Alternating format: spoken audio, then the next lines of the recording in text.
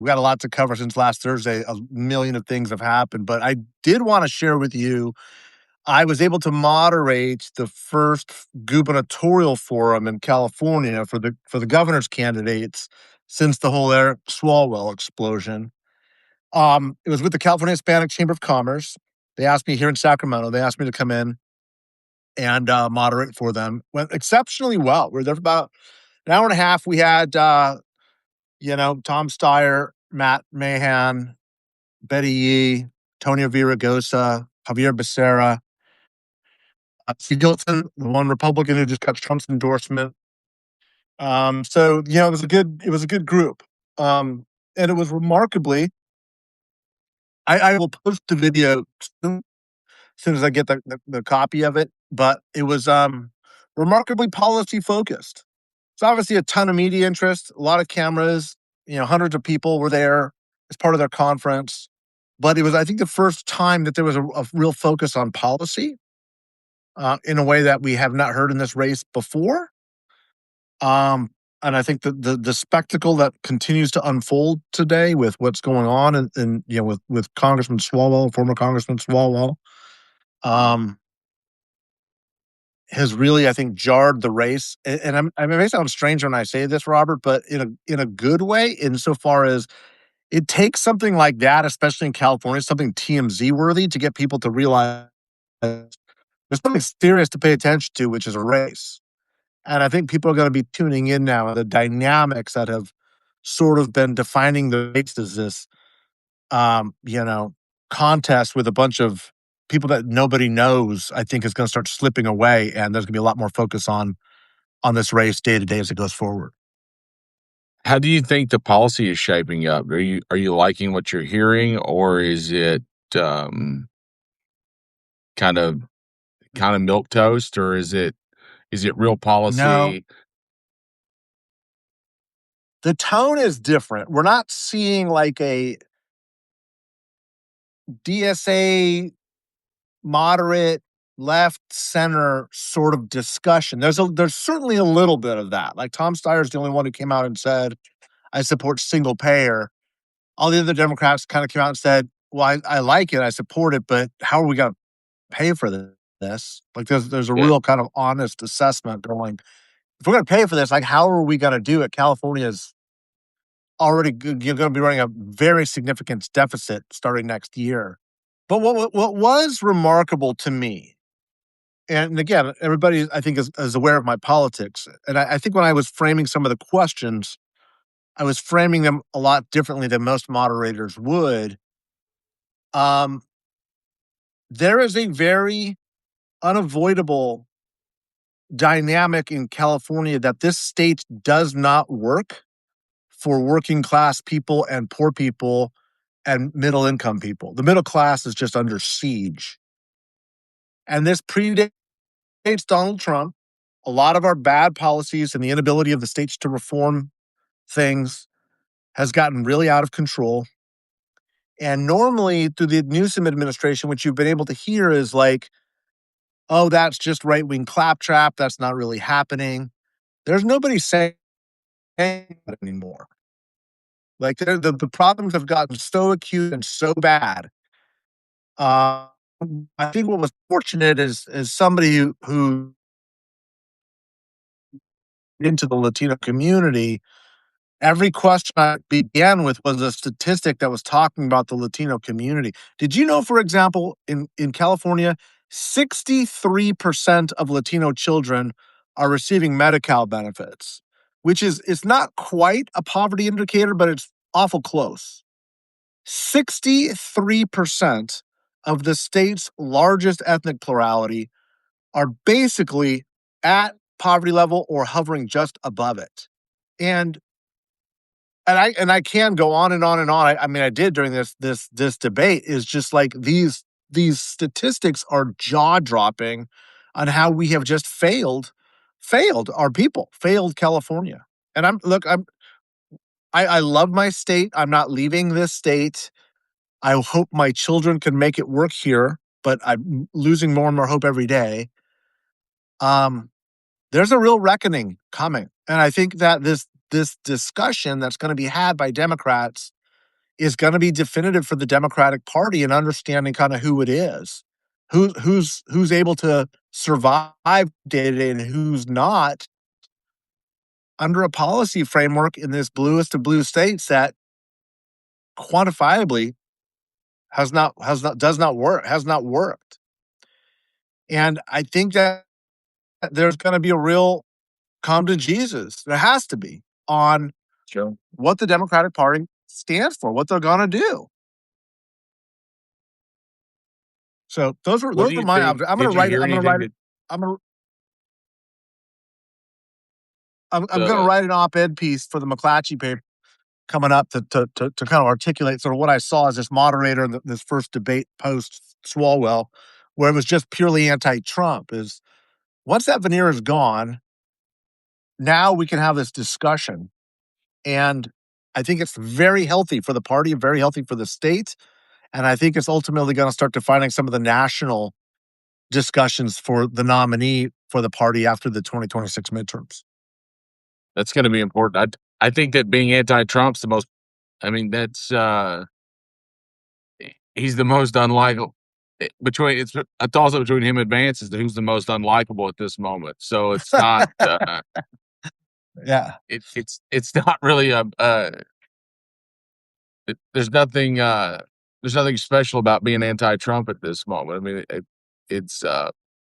Those are I table think some of stakes my now. yeah. I think some of my fear sometimes with especially the left is we make these broad things like single payer. We want single payer, and while that's great, but without having a plan to get there that makes sense and is a responsible way to get to a single payer system, um, it's not anything but a talking. There's a lot of steps between here and there, um, and it kind of becomes pie in the sky at some point. Uh, it's like people that run on high speed rail systems and stuff. It's like, well, you got to fix the potholes first, like to fix the street, and then yeah, right, we look at things. We have these goals, but if we're not fixing the immediate needs, the tomorrow problems, the 10-year and 15-year problems are going to be harder to address. Uh, and that's what concerns me a lot of times. We take these popular ideas of what everyone wants long term and we try to make that our whole messaging instead of trying to figure out how to get there and what those steps look like. But that's my 2 cents on. No, I couldn't agree with you more. And like I said, I think what's good about that is, it's great to have whatever ideas you have, but I think one of the best roles that parties can play, and the Republican Party, capitulated all of this over a decade ago now, but the Democratic Party can't be afraid of these debates because it's okay to be for single payer or not, but let's explain what that means and how you're going to do it or why you're opposed to it. And that's the purpose of what a party primary is supposed to be about. That's what these campaigns are about. And one of the things that has really frustrated me in California is there's an attempt by the party chairman, Rusty Hicks, who's a friend, known Rusty for a long time, great guy. And I don't ascribe any malintent to him, but he's trying to winnow the field down, saying there's a chance there could be a Republican on Republican primary, which sure there's a possibility, but it's not very likely. It's very remote. Mhm. And what he's doing though is trying to push campaigns to withdraw so that mathematically it gets more likely that a Democrat will make the runoff. Now, if you had taken his advice 5 days ago, 6 days ago, you would feel like a fool because of what happened with the front runner, stumbled and he's out. And Sure. that's why we have campaigns, Robert. Like as a data guy in the business, I can show you a million statistical models on why the Dodgers are going to win the World Series. But that doesn't mean you tell the Giants to cancel the rest of their season. Like there's a Of course. there's a human variable to all of this, especially in campaigns. Nobody's assumptions were based off of Donald Trump endorsing or Eric Swalwell blowing up or what if Gavin Newsom endorses? Like all of these are they're all part of the process of a campaign. That's what democracy is. It's not winnowing voices out. It's broadening and having more voices in. I mean, that's my opinion. What are your thoughts? I like a big field. Um, One, I think it shows commitment to the process. I think it shows interest in the process. I also think that if we frame our debates well and if we frame our conversations well, it gets ideas moving that maybe people hadn't thought about before. And maybe you start thinking about things that, oh, I hadn't considered that. And yeah, that candidate may not be the one that moves on to the primary, but at least gets the conversation going about topics that may not have been in the conversation before. And now you have voters that are interested in something, and you can kind of move the agenda along just because you have a large field and a lot of people having conversations. Um, but if we have 12 people and they're all saying the same thing, then yes, it is a cluttered, muddy mess, and we should whittle that down. But we have good candidates that have strong opinions and have strong policy ideas. Yeah, let's have as many as we can have.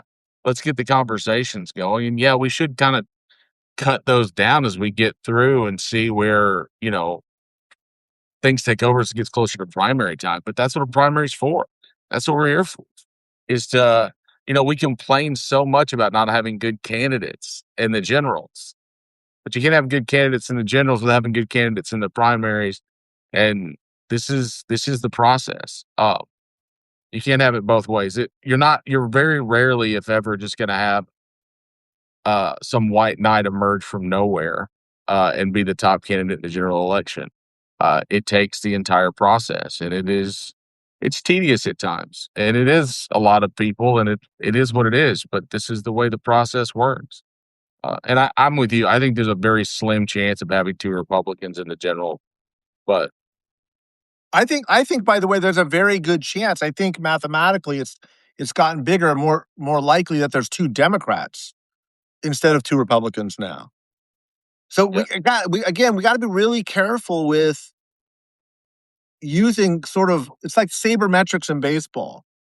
It can guide us, but at a certain point, you still got to play the game. There's still a human variable to all of this, and those variables you can't account for in a statistical model. And why would you want to? Like that's what a democracy is. That's the beauty of this system is these debates and discussions and public squares. And let's not be afraid of those.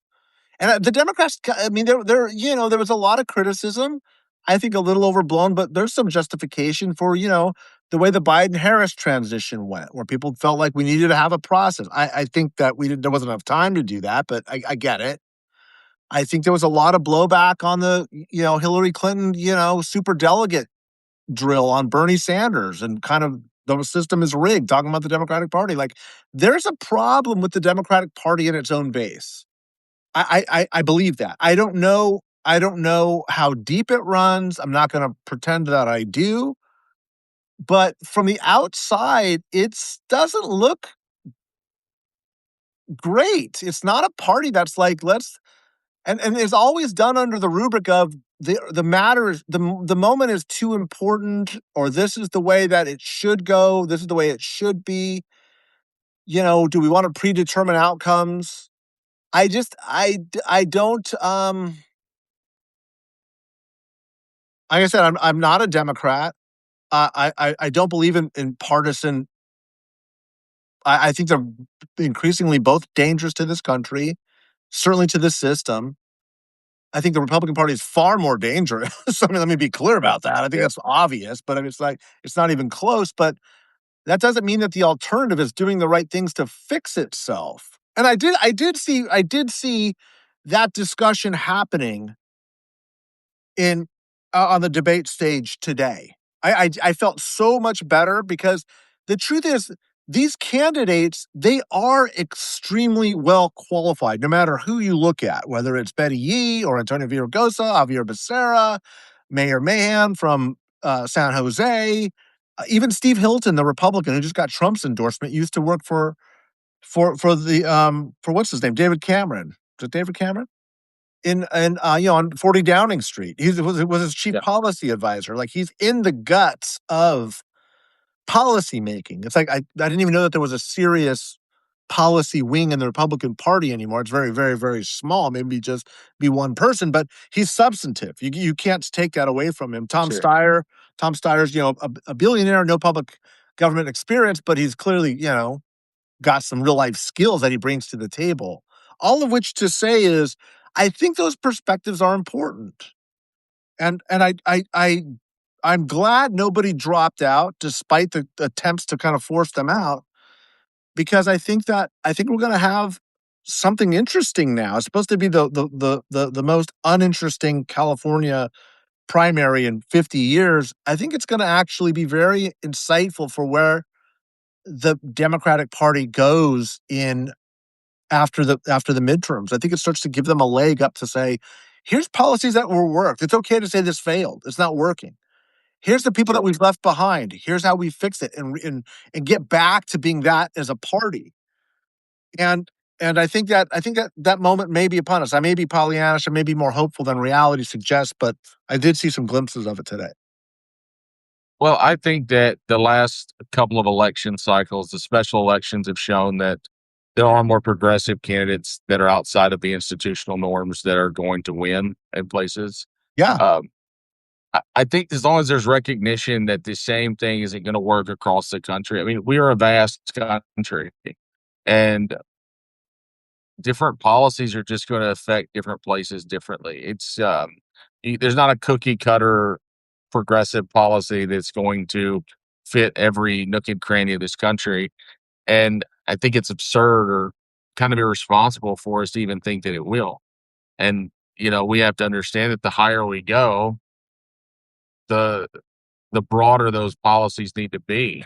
And, let local politics be local politics and go out from there.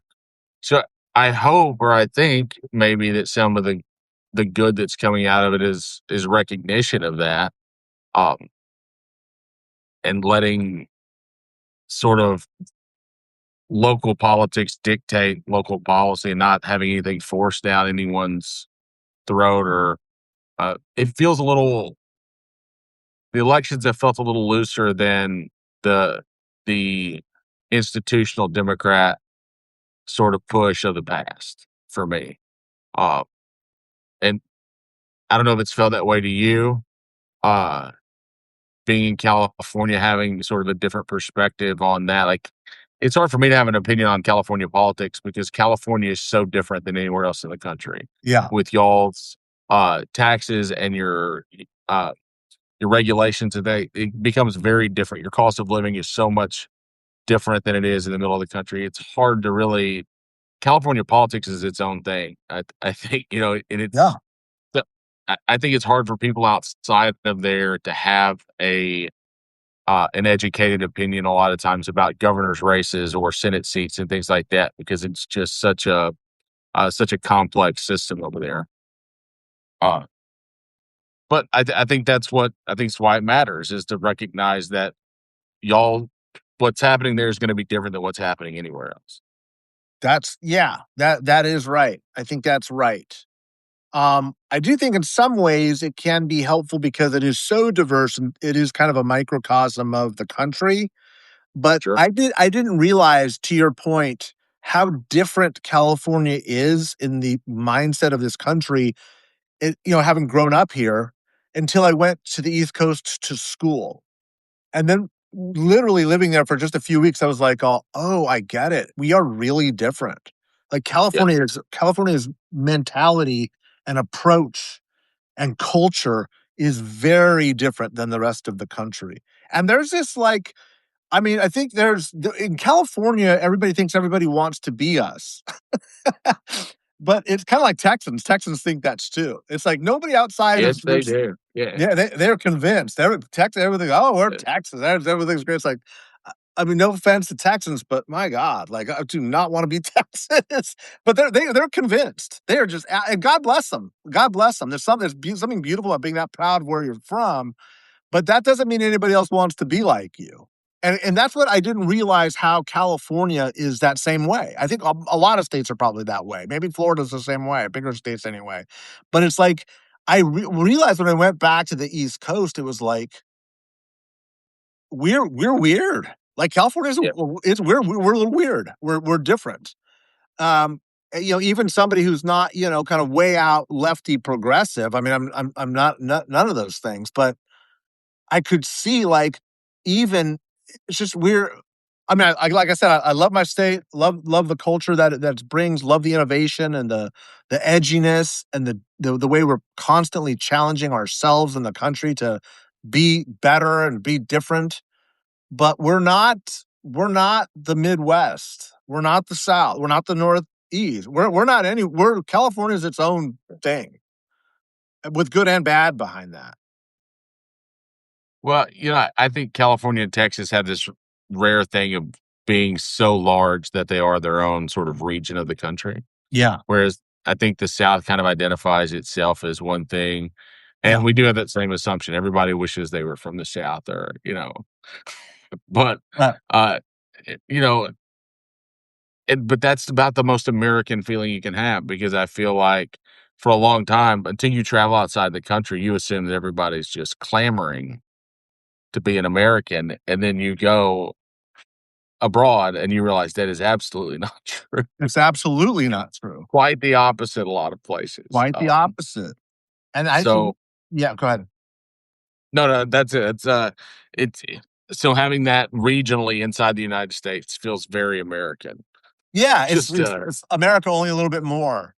And I yeah, but I never realized, like, how much people were, like, not. I mean, we're kind of this curiosity, and there's sort of a respect for the West left flank out there, but it doesn't mean everybody wants to be that. And that there's absolutely some California snobbery, which has lost some of its luster because we're having a real self-awareness moment, which, it was good to me. I'm gonna be a little bit braggadocio here. I know most of the candidates running for governor, sure. and I've got a good reputation with them, which is rare in this world. Like, there's no other Republican, by the way, in the state that they would allow to moderate a debate and everybody feel comfortable with it because of what you and I do. Like, we're concerned about the bigger questions. We're not like Sure. partisans. Like, we want to ask the big questions, and I'm totally comfortable with being wrong. I like being wrong because it means I've learned something. I've grown. I'm pushed. That was a bit of information I didn't know, and I've always brought that to my politics. Um, but I am sensing, Robert. I don't want to say in the first time, but in a really good way, this sort of post Gavin Newsom era, and I'm not throwing the governor under the bus on this. I've very much complimented Gavin Newsom, very much criticized him when I felt that it was warranted. And I'm very complimentary of who he is as a political talent.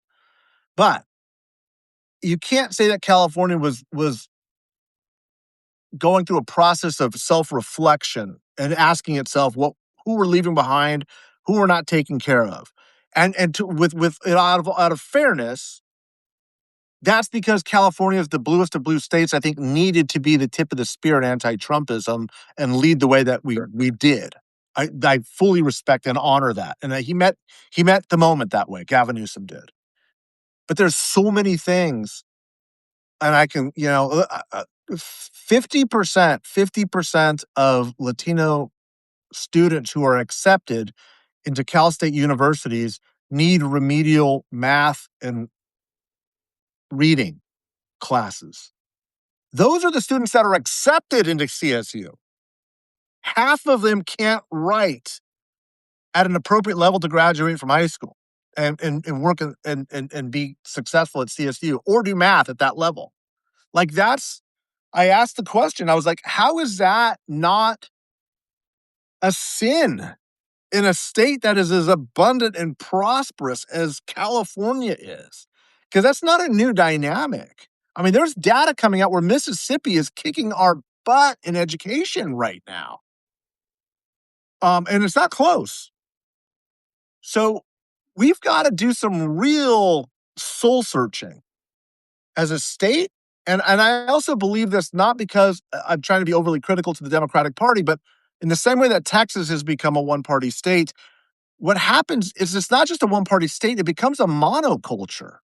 And a monoculture becomes toxic because it's unable to Oh yeah. find the different voices that it needs, just by definition. It's like when there's Texas legislators who will say the way you solve school shootings is to arm sixth graders. Like if we just gave everybody a gun in Texas, kids, like there was a serious policy proposal a few years back. Like the fact that you don't see how absolutely ludicrous that is beyond the pale. And it also leads to stuff on the other side, on the Democratic side of the aisle in California, where we're like, yeah, we're this great progressive, tolerant state, but our kids can't read, can't write because we're not requiring them to. Yeah. And that's neither of those are good situations. It it leads to a zero-sum politics, by the way. When you have just nothing but extremes, you have a Donald Trump get swept in with both houses of Congress, and they just go for everything and throw everything else out, and vice versa. It's very dangerous. Well, I feel like whenever we get in those situations, we get away from the real practice of governing for the best interest of the people. It becomes sort of we govern for the ideology of the platform, which is how progressive can we get or how conservative can we get? You know, how how pure can we make this idea instead of really figuring out how do we do the best by each other? It's you know, speaking of like the the policies against school violence or gun control in schools, even the idea of arming teachers is nobody on that side thought past who you're arming. I mean, most elementary and middle school teachers are young women not very far out of high school or not very far out of college. And even if they're willing, you have to remember that in high stress situations, a lot of times even police officers who are trained have a hard time pulling the trigger. You haven't really accomplished anything. So rather than just adding more guns to the situation, maybe we could just do something to keep them from coming into school to begin with. And but nobody wants to be nobody wants to lay down the Republican talking points long enough to say that, hey, we have some real problems here and we need to address them responsibly and not just we need better locks and teachers with guns. I mean, that's crazy. Um, there's a lot of there's a lot of other ideas, uh, and not just one of them works. I mean, we get the things that have to work together in order for us to accomplish goals. You wouldn't do that in business. You wouldn't take one idea in a business environment and run with it, thinking that that's going to solve all the problems. You would blend things together to make sure you got a desired result. Those are the things that frustrate me about party politics. Yeah, it has a way of kind of creating its own culture separate and above from the common good. And I get it. Like was involved with it for a long time. I was never a fierce partisan. I always believed that the parties were tools to a greater good. And what that requires is it requires you have to do two things. You have to be able to, and I give this talk a lot to groups whenever I'm speaking in California. If you can't name three things where you disagree with your party on, you're part of the problem. And and if you can't criticize your own party for the common good when it's wrong, you're doing democracy wrong. Like it's not about the party, it's about your community, it's about people. And I'm a fierce critic, as you know, of the Republican Party at this moment, but Sure. I always have been. Sure. Always. Because there are things that it has done for a long time that have been wrong. That doesn't mean I'm gonna be quiet when the Democratic Party is wrong. But Well, sure. and that's what's required of us as citizens, as participants in this process. And what I said today at this debate, with hundreds of people, as I was introducing the candidates, I said, change doesn't come from criticizing the other side. That's easy. And it changes nothing. The only true change comes when you're willing to have the courage to stand up and call out your own side. And when you're not able to do that, you end up with a Marco Rubio or a JD Vance or the enabling structure of the Lindsey Grahams of the world that will capitulate rather than advocate for what they know is right, what they know is the right thing to do. And loyalty and fealty becomes part of this toxic culture in both parties where there's nothing that the other side does that is right. And what that means is de facto, we are always right. We're always right. And I will find a reason to make that the case. And democracy doesn't work that way because, by definition, democracy requires compromise. That's the beauty of it. Well, There's an unwritten contract in a democracy that says you don't get everything that you want. You're not always right. You have to compromise, sometimes a lot, in order to be part of this big, beautiful project. well, it requires friction, right? Like you're supposed to disagree. You're supposed to pull on each other in order to find the middle, or at least to find the common good somewhere in there. And it takes all sides pulling against each other. That's the idea.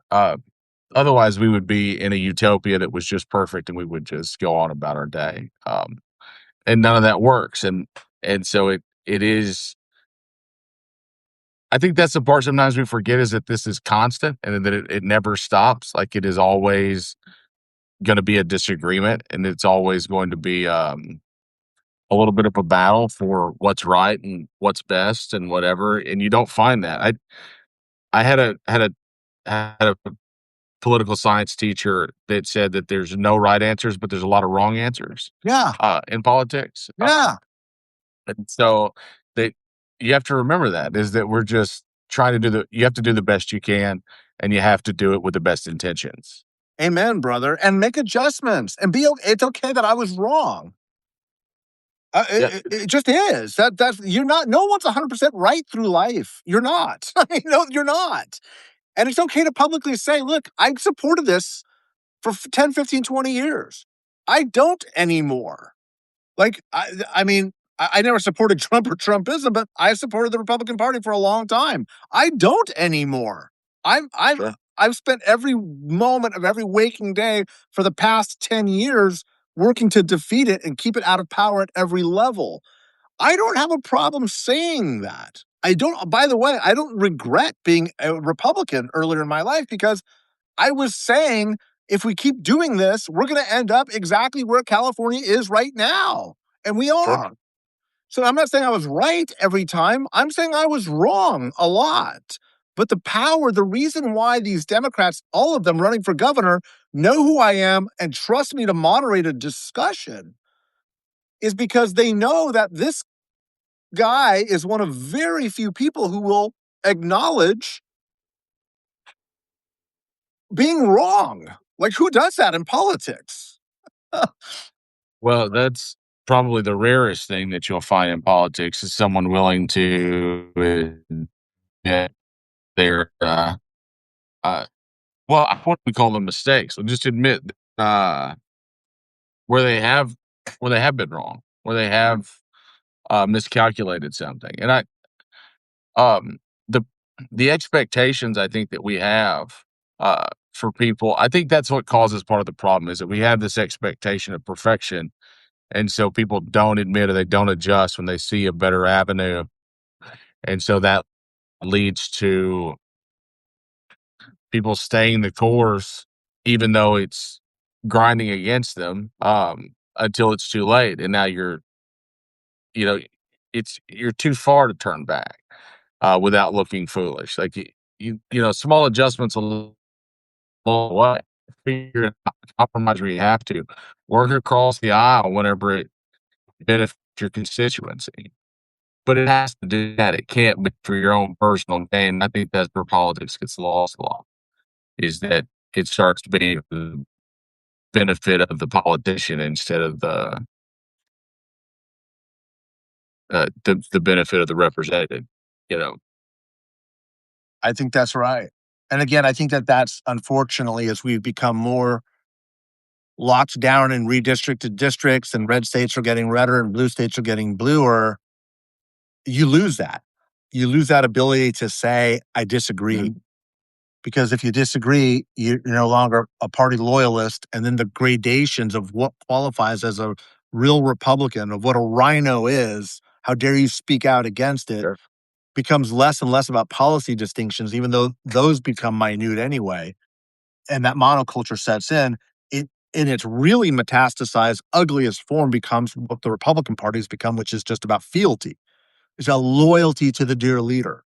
Sure. And it doesn't matter what he stands for. It doesn't matter how erratic he becomes, no matter how obviously senile he is. You don't say you don't say the emperor has no clothes. And credit to the Democratic Party for calling out when Biden had problems, right? It's like we need to make a change. I don't know if we can get into the politics of that some of the time, but or like when Eric Swalwell does something like this, it's swift. It was this is I mean the 5 days in this state of what has happened is truly remarkable. How fast it all came down. Incidentally, somebody mentioned in the comments, correctly so, news just came out. Tom Steyer just got the endorsement of the California Teachers Association, the largest union in California, by far the most powerful in a state dominated by unions. Tom Steyer got the California Teachers Association endorsement. Very, very significant. So the race again continues to unfold, and like I said, this is all a good, healthy part of the process. As painful as I think some people view it to be, I think it's good for society. Well, you're never be happy with the elected official. You always kind of go support the people or thought there might would have been a better representative uh, of the state or whatever. But you know, I do think at the end of the day, the people decide what they're going to want. And again, I, you're You're real broken up for me, Robert. I don't know. Can anybody else hear him? Is Robert broken up or is it just me? Am I broken up? breaking up for me. I thought it was yours. Let me try to turn on. Uh, Am I broken up for you? you're just kind of freezing every now and then. Okay. Choppy, no broken up. Some are saying yes But to yours. Maybe it's just some are saying yes, some are saying it's no. just me. It's just me. Is that better at all? That's better. Okay, perfect. Um, okay, Where were you? I'm we'll sorry. try it. I forgot what I was talking about, but uh, uh nobody's ever going to be like you're not going to have a governed body that is 100% happy with the results. That's part of the thing, but that's why we have so many different layers of government is Yeah. to filter that through. And I don't know enough about Steyer to have a good opinion. Um, I is there a bad candidate in the bunch? I mean, is there someone that and you don't have to say their name, but is are there any candidates in there that you're just like that's not the right person? I mean, I don't support the Republicans, but I mean, if you take the Sure, sure. Republicans, I mean, I guess that. I mean, in the Democratic field, yeah, I don't think so. I mean, let me go kind of walk through yeah, the gradations here. They're sort of like Tom Steyer is interesting to me because he's a billionaire, a multi-billionaire. I mean, this guy's made a lot of money. Reportedly, and I think with a lot of, he's made, and he's apologized for this. I guess he's trying to make amends. He made his money in oil exploration and he made his money in strip mining and a lot of private prison detention centers that are now being used for ICE. Like a lot of the private prisons he built are where we're putting, migrants that, Trump. So, he's made a lot of money doing some stuff that I think are very bad. And I think the average Democrat would be like, this is horrible. Like if this was a Republican, they'd be like saying he's the demon, but he's not. Yeah. He's a Democrat. And so now they're okay with it, which is really fascinating to me, just the human psychology. And it's one of those things that it troubles me as an American, as a Californian, as a citizen and participant in our democracy. It's like, why are we so stridently against the billionaire class and the bros that are running the system? And they clearly are. He spent $130 million of his own money to this point. The next person behind him was at like 7. Like he's just saturating the airwaves, and it's like buying democracy. He spent $200 million running for president in 2016, I think it was, or 2020. Well, so he's got more money than he'll ever be able to spend. And that money was made, not all of it, but a lot of it was made in pretty nefarious ways that I think the average Democrat would say were literally demonic if it were a Republican. It would be like the height of all evil. But because he's not a Republican, he becomes their champion, right? Katie Porter, I think, is very interesting because of the way she has handled her own staffing issues and staffing problems, her own denial of the election results when she lost to Adam Schiff. I know Katie. I like Katie. A lot of people don't. They think she's like really gruff. I kind of like her. I think I just kind of like peculiar personalities, and I like people that aren't afraid to be themselves. But the politics are what they are. Like she's going to have to contend with videos of her doing things to staffers and the fact that she did deny the election results and said the election was stolen. Like, this is the 2022 midterms. This is right after Yeah. January 6th. Like, that's not okay for Democrats unless it's their candidates. And then they're kind of like, well, okay, but when we say it, it's okay. Matt Mahan is the mayor of San Jose. He's backed by a lot of billionaires from Silicon Valley. These are the Peter Thiel adjacent Silicon Valley bros who he's very much a reformer. He's saying our environmental quality laws have gone too far, and they have by any objective, reasonable standard. Gavin Newsom would agree. The most liberal members of the legislature saying we're killing economic mobility. We've gone too far. But he's saying it. He's saying that the education system needs to be reformed. He's saying the unions have gone too far in California. We need to be more accountable. We need to be more streamlined. He's saying the words literally waste, fraud, and abuse, which are kind of like 1980s Republicans speak. And there might be a bigger lane for that than I originally thought. Antonio Villaraigosa, former mayor of Los Angeles. Is it okay that I'm going through all of these? Yeah, please. Yeah.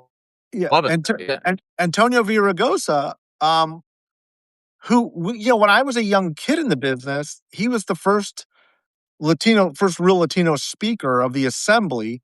And he was a progressive. This is the early 2000s. And he was for gay marriage. He was for, massive gun control.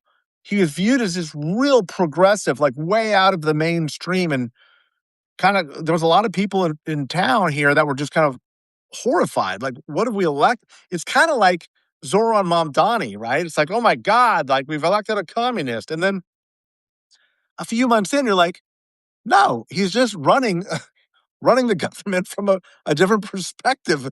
New York City's fine. Yeah. Notice nobody has said anything bad about New York City since he got elected, right? And sworn in. It's like, all the scary stuff is not happening. Have you seen the reports where the New York real estate market is, especially as it pertains to like office real estate and things like that, is higher than it's been in a decade? Yeah, exactly. Yeah. Tons of companies moving in, tons of things moving in. It's it's the scare tactics of all of this, all of these socialist or social programs and socialist ideas are going to ruin the city. Like, nah, it's going to be fine. Like, it's just government, and it's It's the rhetoric gets so overheated sometimes. And so my point about Antonio is he's probably the most centrist candidate in the race now. Like, because he had to be the mayor of Los Angeles, and he said on stage too, to his credits today. And again, this is somebody who was for gay marriage before Gavin Newsom was, way before Barack Obama was, way before the party was there. He's like, I don't care. Love is love. You love whoever you want to love. I support it. Um, but now when he was running mayor of LA and it was going bankrupt, this is during the Great Recession. He's like, the unions are going to have to take a pay cut. Everyone's taking a pay cut. There's no money to pay you. And of course, the unions were saying not only did they not want a pay cut, they wanted a pay raise. And so he had to battle it. He was the first guy to take on the teachers' unions in LA Unified School District and saying, our kids can't read. Like, our kids aren't reading. Like that, if that's not the line for reform, what is? And, he had to take on the Democratic establishment because the Democrats would say, no. Like I was saying, this absurd monoculture mindset. So Antonio's really, he's a big chapter in my book because he's somebody who went through the same path of travel that I went on with my party, going, this is batshit nuts. This is not about the betterment of society. The Republican Party was not doing good things, and they needed to be called out. The Democratic Party in California was not doing good things on behalf of children, especially Black and brown kids. It's quantifiably true. And he said it, and now the unions hate him for it. So there's that dynamic. Javier Becerra, who I've come to know a lot more in the past few months. I saw him today. He did a really good job. This man's very qualified to be governor. He just is. He pointed out he had to manage a budget as Biden's Health and Human Services Secretary that was 4 times bigger than the state budget of California. That's a big operation. It's bigger than the Defense Department, by the way, which I had no idea. I didn't realize that either. That's No. And uh, go ahead. he's the most institutionally qualified, right? If we look at it on Yeah. paper for money. Yeah. Yeah.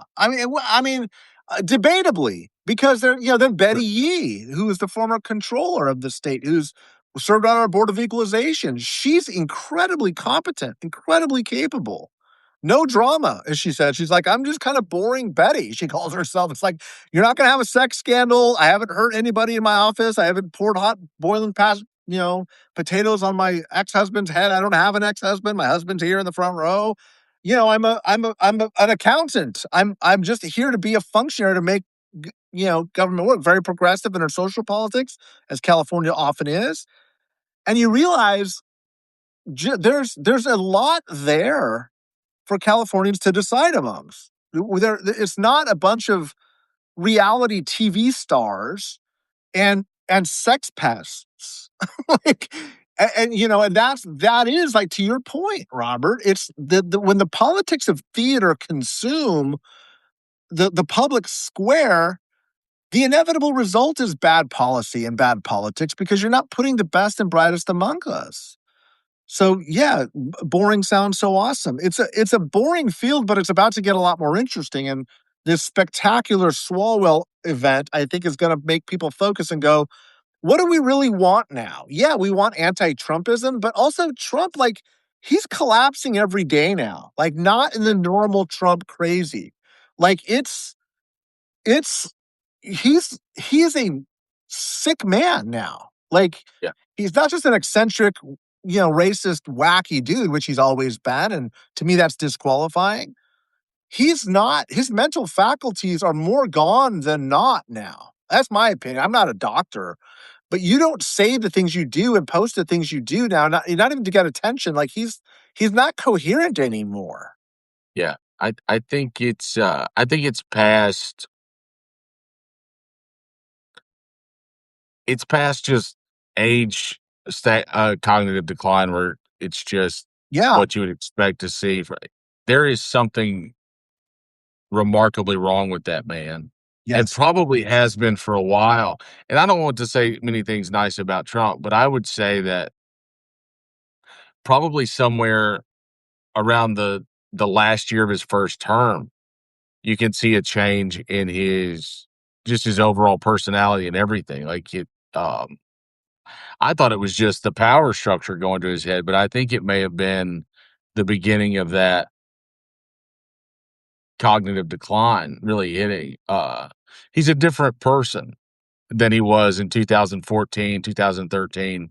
Um, You know what would be interesting? I don't mean to interrupt, but to your point, no, if anybody's here wants to see how striking the difference is, go to YouTube and check out his speech after he came down the golden escalator and watch him there and then watch today's press conference. It's remarkable. Like, yeah, he was saying racist, ugly, showman, shock me type of stuff back then. What we're witnessing now is not that. And we have because he's been so off kilter and so out of the norm. As you know, my friend George Conway would say, when senility does set in, how are we going to know? Right? right. I don't think we know because we've been watching that frog boil to the point where no one's noticed it. Day by day, he's just not. He's not okay. Yeah, and hasn't been for a while. It has been for a while. Hasn't been for a while. It's funny we talk about anti-Trumpism, but I really think anti-Trumpism is just a return to normal. It's not. Yeah, There's nothing spectacularly uh, yeah. innovative about anti-Trumpism. It is just boring politics, and it is Return to trying to get normalcy. back. It's so gosh, a friend of mine and I were talking the other day about we cannot wait for after the Swalwell thing kind of burst that this doesn't even feel abnormal anymore. You remember like when Anthony Weiner uh was just shamed and guilt, just the worst.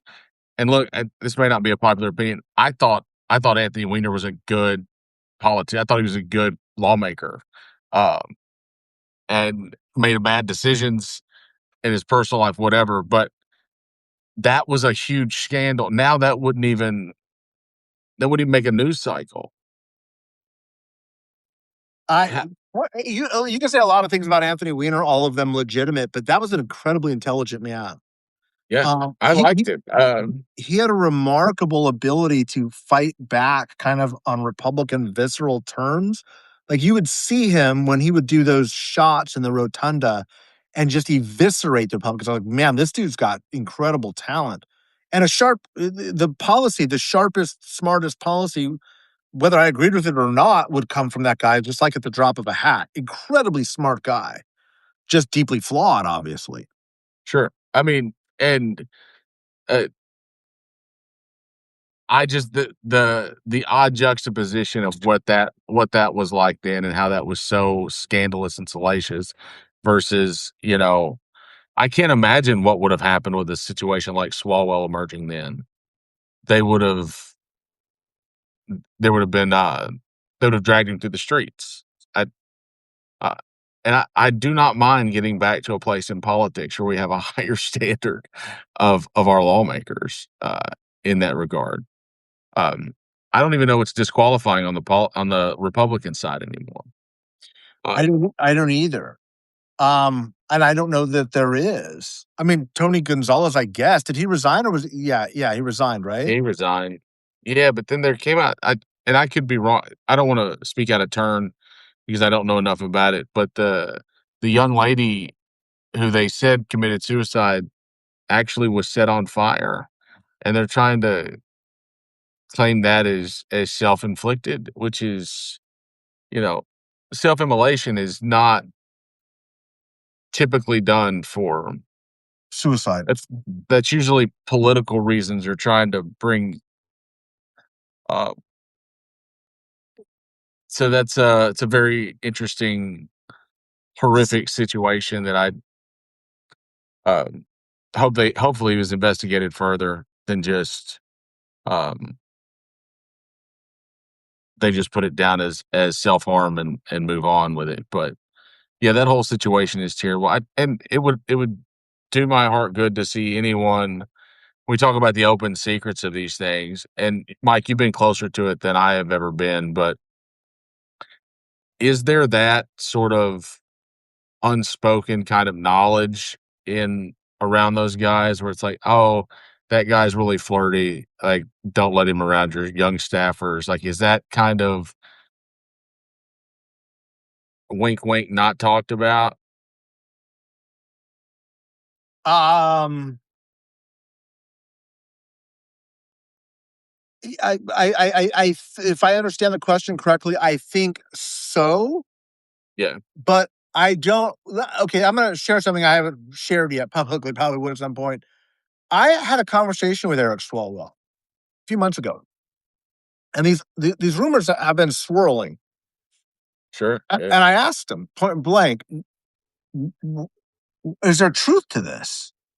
And I'm in the bullshit business. I deal with these guys all the time. And look, I have done over 1,000 campaigns, and I have dealt with 1,000 candidates. And as a political consultant, those are often tough conversations to have with candidates because there are very few people, men and women, who have lived perfect lives.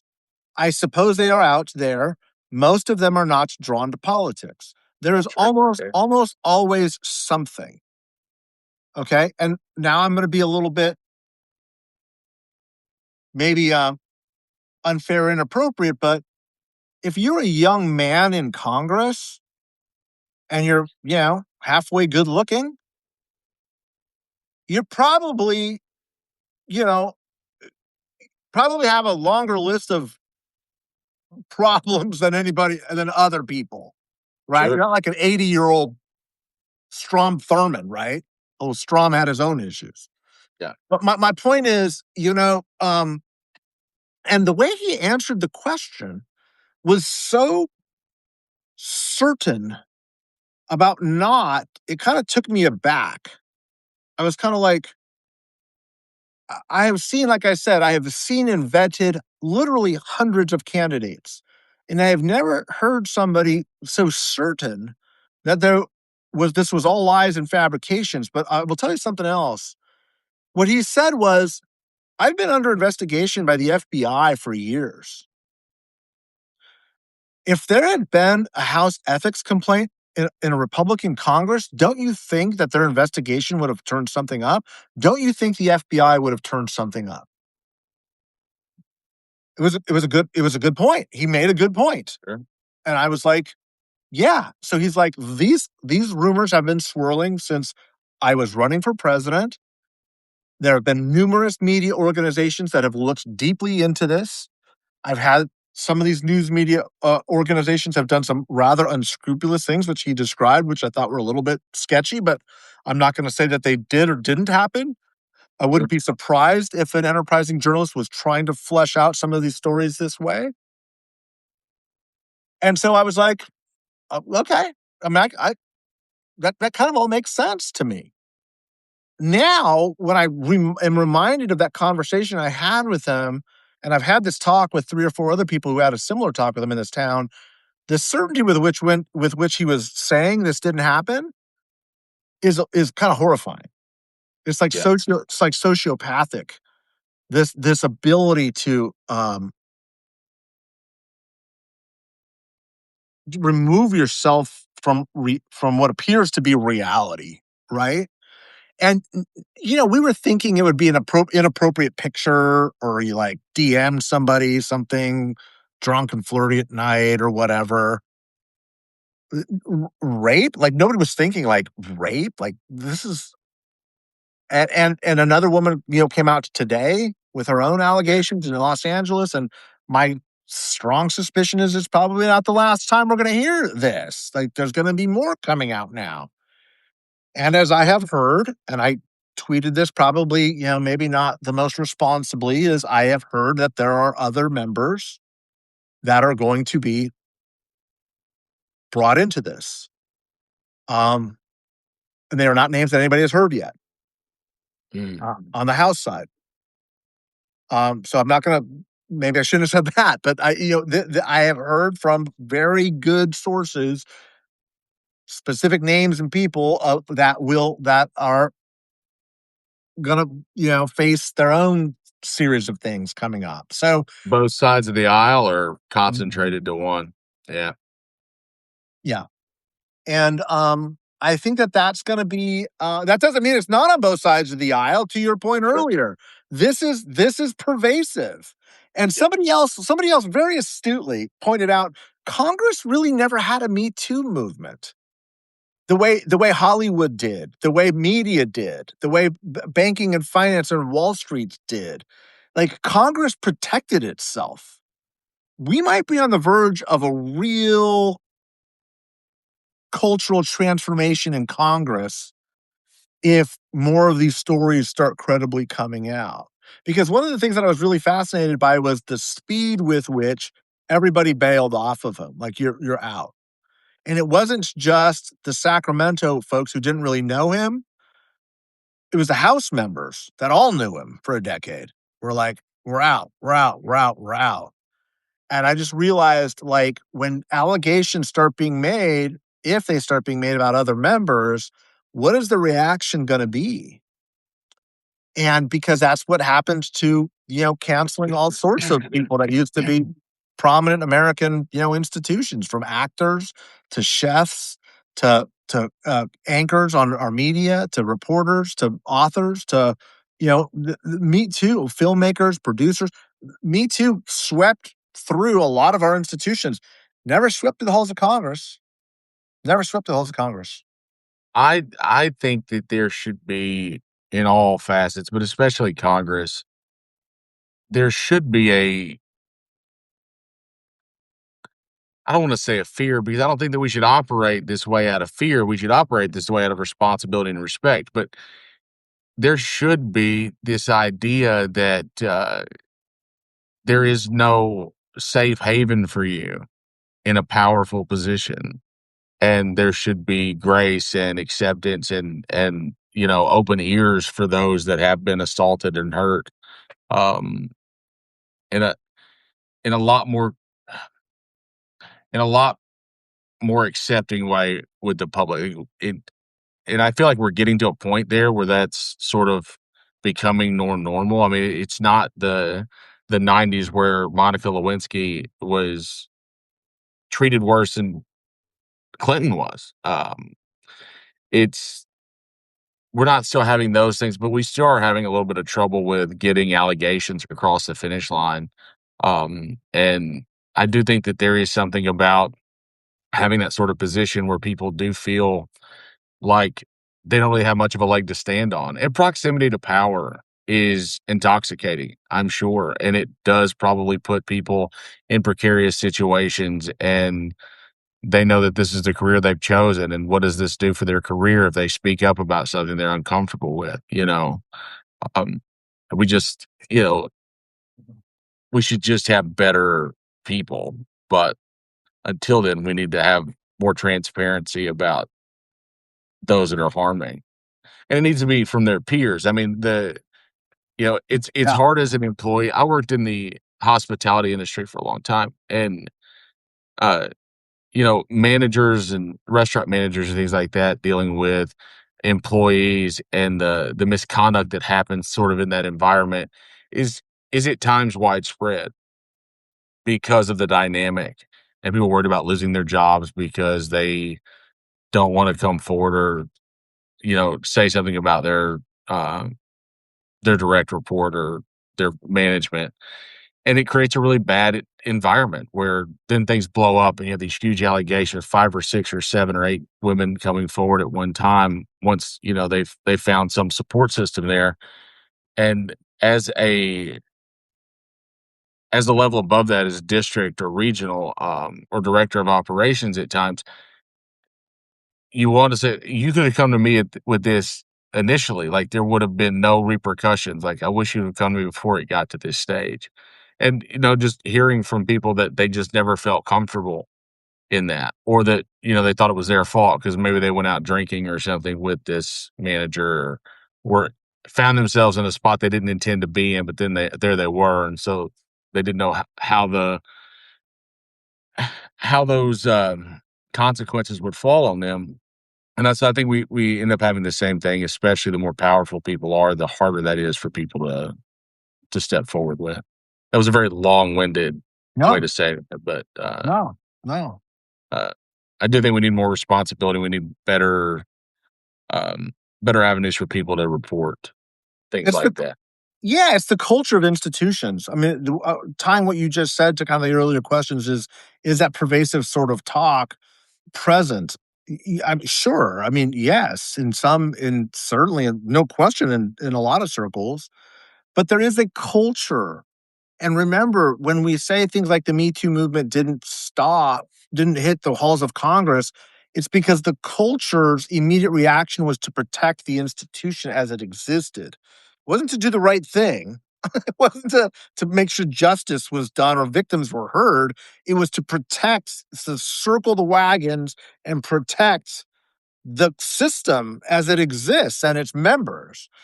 That's a recipe for not only disaster, it's a recipe for continued malfeasance, which seems to be the case. And that is when you're protecting power for power's sake, there's no good ending to that. That does not end well ever. It's just that is a misunderstanding. It's the second time I've used that word today. Is that it misunderstands the nature of power. Is that right? Yeah. You're the wordsmith. Can I say that way? Is that appropriate? That's the way I would have said it. Yeah. Okay. To misunderstand the nature, it misunderstands the nature of power. Correct Uh, me if somebody wants to correct my use of words there. Please do. It feels weird. I don't know if that's right or wrong. I think that words should just be used to best articulate the sentiment, and I think you hit it there. Whether it feels right or is grammatically correct Well, is immaterial to me. coming from you, I will say okay. I'm okay then. Uh, I the thing that I've been hit with the most in professional life with people that have been in in situations where they've been accused of something is that they say, "Well, you just can't do it." Like I don't know how I'm supposed to, what anybody could say anything or whatever. It's like if you don't put yourself in those situations, people don't have a leg to stand. Like people won't accuse you blindly if you haven't been in a situation, and if you continue to if you make yourself above reproach and the relationships you build and the people you're around, if you have this reputation of responsibility and respect, you won't have to worry about that. There are very few people like that are having these huge allegations come out of several women, 8 and 10 women coming forward to accuse people who don't have something that is problematic, you know? And so I don't buy the the false accusation thing or the "Why are these women coming forward?" Now, I think that with smoke, most of the time there's fire. And if you've got that number of allegations against you, something's amiss. I'm not saying that it's rape or that it's those things all, but there is something about the way you handle yourself and the way you carry yourself that is problematic, regularly. He said it himself. Eric Swalwell said it himself about Trump. If you have, Sure. one can be, an aberration, two is peculiar, three or more, like there's something there. Something, whatever Sure. that is. And to your point, he was saying that himself. And there's like I said, I think if he's using I don't mean to laugh, but like I was again talking to a lobbyist who had been talking to him, whose association had supported his campaign in town. And I said, wow. First of all, like he was drugging women allegedly, but I mean, come on. Sure. Right, how, like, is there a drug dealer for that? Where does that even start? What does that mean? Where do you get that? Who do you ask for that? Where do you go for refills? Like, what is the mentality that even gets to that place? Especially as a member of Congress. Or maybe I'm just an old guy who just doesn't Now, understand the world. I don't know. the other problem the thing that bothers me most, and again, I don't mean to take it back to my career when I was young, but there's a certain kind of person that uses that tactic, right? And Yeah. it's very much the Cosby situation, where it's Bill Cosby did not need to use those tactics. He didn't need to drug and rape young ladies in order to have a sexual encounter, Right.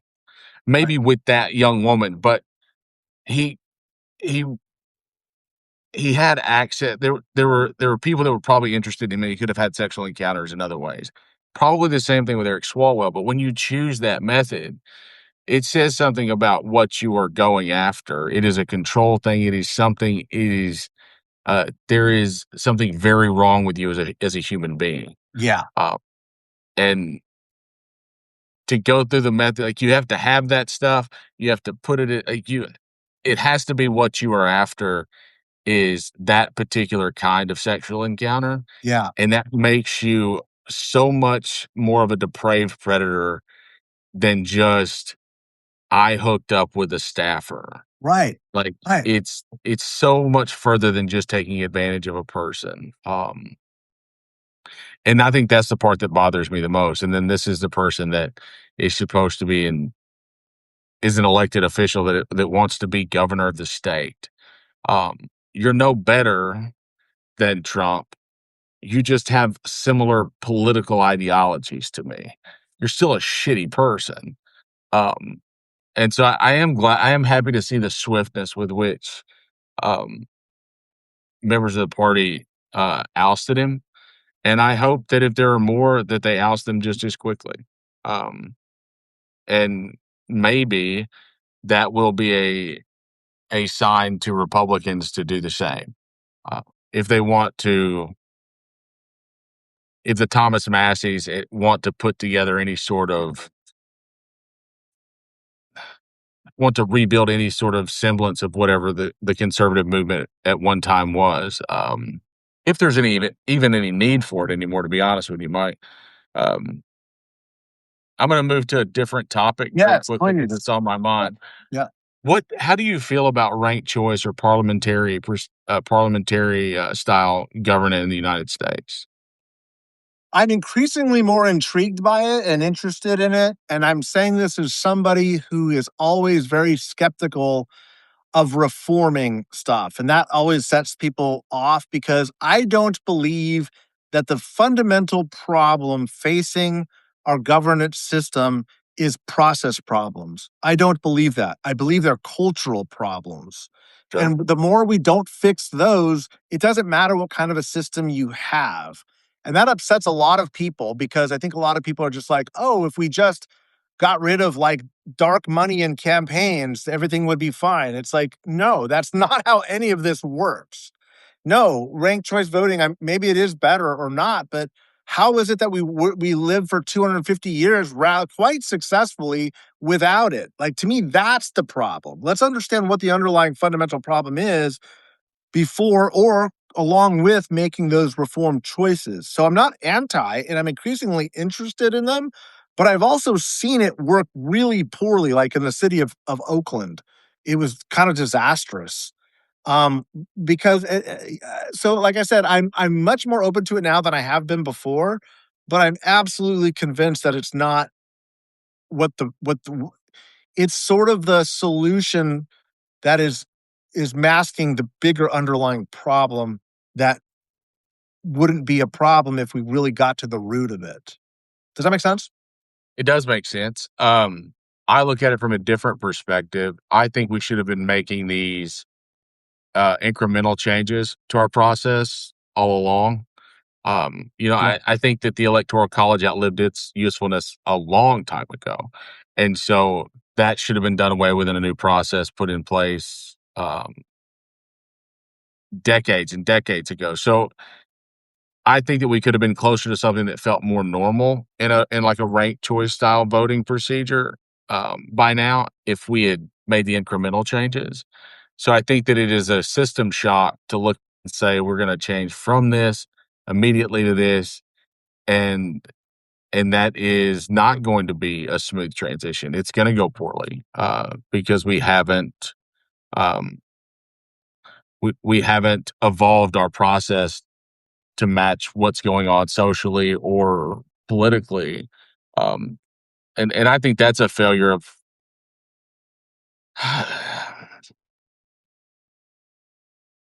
I think we end up getting very, very comfortable with with the way things are, and then we miss. It's the train misses us a little bit, you know, and so we are very proud. Oh, we do it this way. This is how things work. This is the way elections go, and all of that. And we're so afraid to even make small changes to that. Um, that would benefit us because, society changes. We don't have a need really for, I mean, obviously the electoral college is not a necessary thing anymore. Um, Is the Senate? and gosh, that's a big question, Mike. Well, the reason why I ask is the Electoral College is premised on the same idea the Senate is. It's the same Yeah. rationale. So if you got to Uh, get rid, you can't be against the Electoral College and for the Senate. You can't. Mike, I'm going to be honest with you. I had never connected the two. Yeah, Uh, I see the Senate as more of uh, a necessity of Congress. I've always looked at the Electoral College as just kind of a filter of the democratic process. I mean, it is. it's just another representation, but just one that was used for one election. Just for the executive, and so it felt unnecessary to me. If we can elect everything else through um, direct democracy, and then we just filter policy and stuff through representation. Why would we filter our elected official, our highest elected official through representation instead of through direct vote? Uh, I had never connected the two. I see. I mean, I see your rationale and it makes sense. I just had never, Yeah, I never thought of it as things. the founders created those filters together Sure, because what they were really trying to do was create a filter against a popular democracy, a popular. sure, They were afraid of democracy. By the way, this is really going to set people wrong, but we should be afraid of democracy. Democracy can be well, very dangerous. Now, Lucy and democracy for sure. Yeah. yeah, Um, but so what they did was they constructed all of these brilliant, elegant filters. To your point, to say, how do we check a popular vote? How do we make sure that there's representation from these United States, and make sure that there's representation to protect the minority? Minority being a political minority, which are these smaller, maybe more monolithic states. And look, I'm not trying to make an argument of whether it's right or wrong. I'm just saying this was the argument for the construct of it. Now, remember, senators used to be appointed by state legislators, right. right? So we did make that popular change. We added more democracy to the system. And we have up until Donald Trump in 2016, rather, excuse me, we have always erred on the side towards more democracy, more enfranchisement, freeing the slaves, ensuring that Black people could vote, allowing women to vote, lowering the voting age.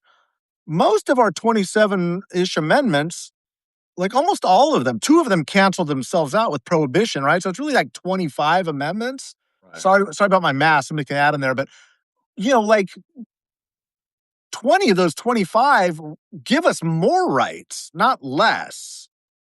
And so there was some rationale really to I guess having people popularly vote for their senators rather than appoint them. But the idea of electoral college being outdated, I accept the argument. I don't know that I agree with it, but you can't also be for a Senate because it's the same thing. It's the same tool. Sure.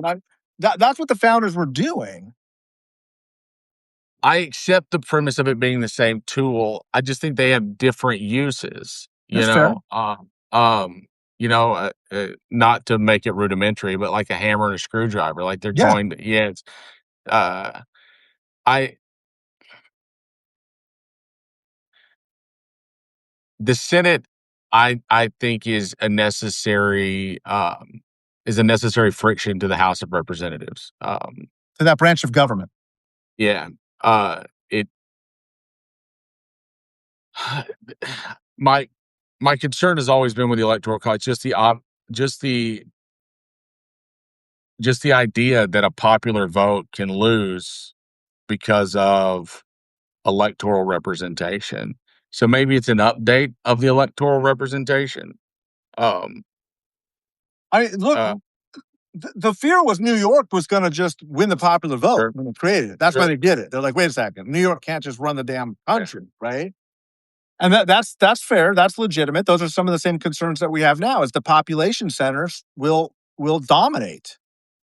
And if you're of the politics of those centers, then you're naturally like, this is horrible. Let's get rid of it. This is undemocratic. And if you're on the other side, you're like, no, this is a protection. This is what it should be. sure, I think it's a good tension. And the truth of the matter is, like you said, we have this electoral college as a check on the popular vote. The popular vote, like you said, is for this one thing. But that one thing, in many ways, is the fourth branch of government we don't talk about, which is the people. It's the yeah. people voting, right? We don't call it a fourth branch of government, but that's kind of what it is. And there would be no filter if it was just a popular vote. It would be literally the fear of direct democracy that the founders had. Like that was their biggest fear. They were very well versed in history and the Greek states and what that would mean. And you know, they were horrified by the idea of a popular vote because of the power of what democracy could do to a republic. And so Well, if you had a popular vote, it would be, in my estimation, essentially a fourth branch of government unfiltered. And that may or may not be a fair argument, but I I would agree with that in that my understanding of Madison in like federal 10 would be that the fear was not the direct election of the representation. It was the direct election or the direct voting of all laws and policies and stuff that would dictate, that the factions that would build in would want to dictate policy and not so much who the representation would be. Uh, which, like California. yeah, yeah, yeah, exactly, yeah. And so I think in a roundabout way, we've ended up kind of realizing that through what lobbyist groups and stuff like that have become those factions, and instead of having direct effect on the populace, and they have just a smaller number of people they have to influence in Congress. And I think that that's the real problem with like Citizens United and the money and stuff in politics that we have is that we've just created a quicker access for factions to influence things where it was set up this way in order to directly keep that from happening. Um, that would be my understanding of it. And again, I'm not a constitutional scholar other than recreationally, but No, so am I. We're armchair Federalist experts because we do read the Federalist Papers over and over and over yeah, again. yeah, No, that's a very legitimate argument, and the jury's out. Like in my mind, because those are all everything you said is a very legitimate, valid argument. And as somebody who kind of fell in love with the Federalist Papers, nerd that I am, as an undergraduate, back in the early '90s.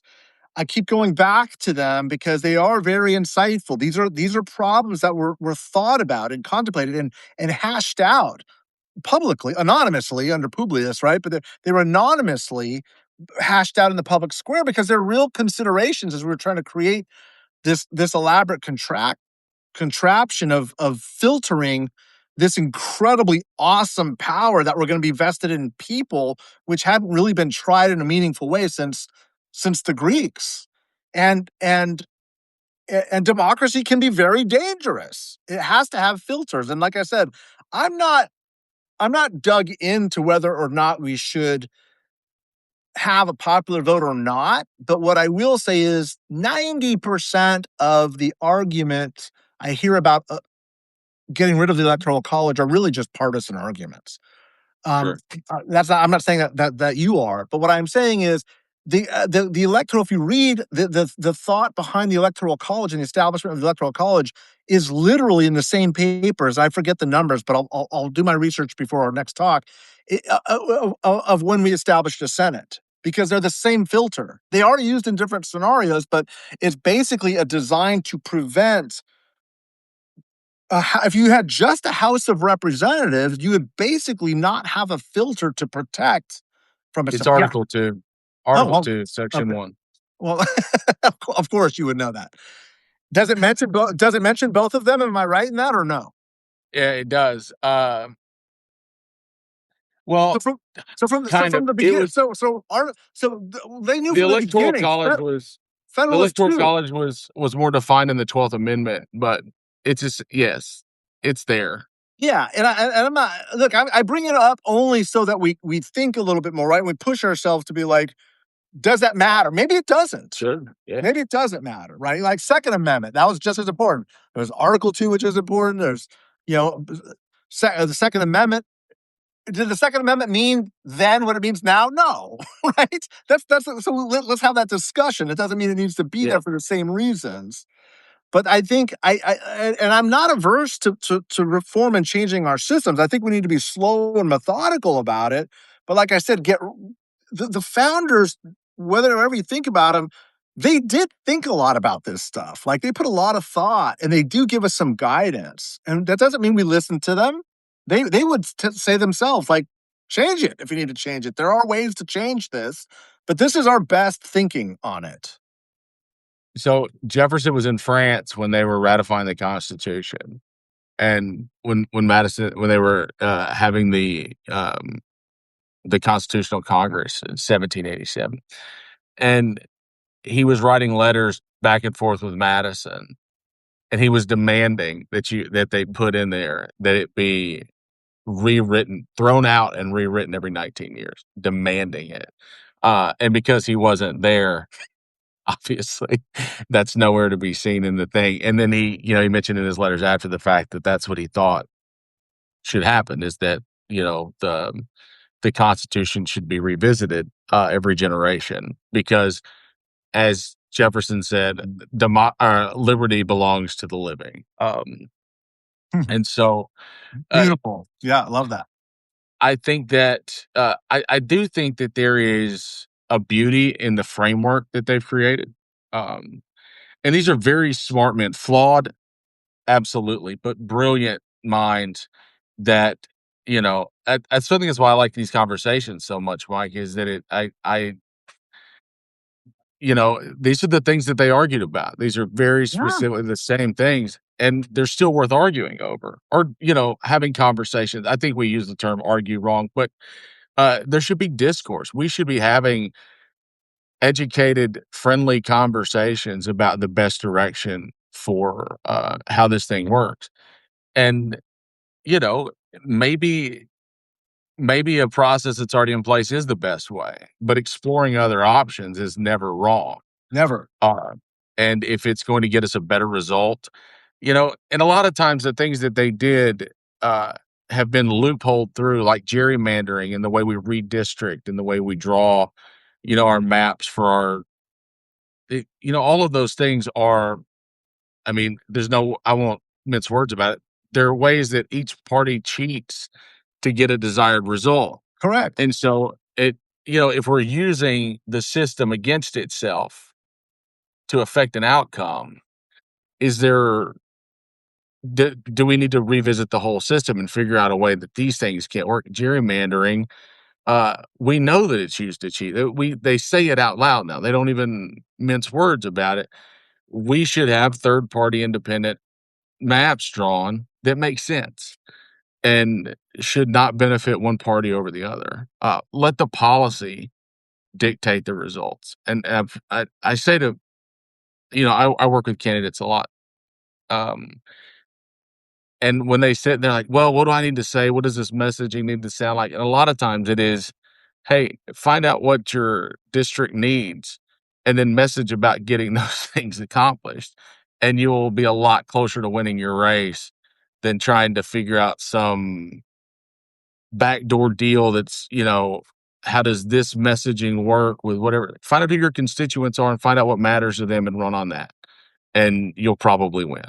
It's a pretty easy, you know, my job is easy because I've just given you the secrets. It's if No, you have it's an true. L2 account, you can find out everything you need to know and then go run on the points that matter to the constituency. Yeah, And yeah. Go ahead, keep going. no, that's it. It's very frustrating that the amount of time and effort we spend on, like Virginia's voting on, uh, and I know that they're undoing years of gerrymandering that were done by the Republican Party, but they're going to spend a lot of time and effort and the amount of money spent um, on this vote that's coming up on whether they're going to redistrict the state. The same thing in Texas and California. Uh, we're we're exhausting a ton of resources just in deciding whether or not we're gonna cheat in elections, Yeah. and it's absurd. We could be figuring other things out. We could be working on what's the process look like to get to single payer healthcare if that's our destination. We could be figuring out if there's a better electoral process that serves the people more, or, um, we could be governing, and instead, we're just fighting over whether or not we're gonna cheat in elections. Uh, Truly, truly. And like you said, no one's hiding it. It's not we're not castigating anybody. Both sides are basically saying we're cheating for partisan advantage here. That's yeah. and yeah, I second that motion. Everything you said, I agree with 110%. Um, that was a great curve. That was a great alley to go down there, Robert. I didn't, I didn't mean for it to get that, gosh, No. I do love a good governance theory conversation. Yeah, I know you do. I was like, cool, the Federalist Papers had to get in there at some point. I think we've got 2 episodes with talking about Federalist. Have I I love that you knew right away it was Federalist too. I was like, "Man, damn, I'm getting lazy. I'm getting soft, Robert." uh, you know, I argue with people a lot about, the new talking point on the right or was, earlier this year that we're not a democracy, we're a constitutional republic. And, it's like, "Hey, guys, go." They didn't use the word democracy because it was understood that voting is democratic in and of itself. Like, that's why they didn't have to put it in the Constitution. But if you'd like to read a book, Federal 10 will tell you everything you need to know about what Madison, the guy that wrote the damn thing, thought about it. Right. Or you could read his notes on the 1787 convention, which is a slog, but it's all in there. I also have we talked about the Anti-Federalist papers at all? No. Uh, so the governor of Kentucky, when they were doing uh, after the dissolution of the Articles of Confederation, and they were Madison was putting this contingent together to try to figure out, what's next. How do we want to make this more federalized and not, obviously the states can't govern themselves. It's too much. Like there has to be a larger governing body. And the governor of Kentucky at the time said that he believed strongly that the Constitution should include that a man should own no more than he could make use of. Like if it was 20 acres of land, that's all you could have. Whatever you could work yourself without having to hire other people or, and that that was the jaunt against owning persons to do slave labor and all this stuff was that you should not be able to own more than you can make use of. And I love that. I think that is one of the better sentiments that was never addressed at the convention was that land ownership should be regulated. And I know it's not going to be popular now that you should regulate how much a person can own and have. But he made an argument that there's a generation coming behind us that will be left with fewer and fewer options if we're not deciding now how that can be handled and how that should be divided up and where that should go upon death and should it return back to the state and be available for the next generation.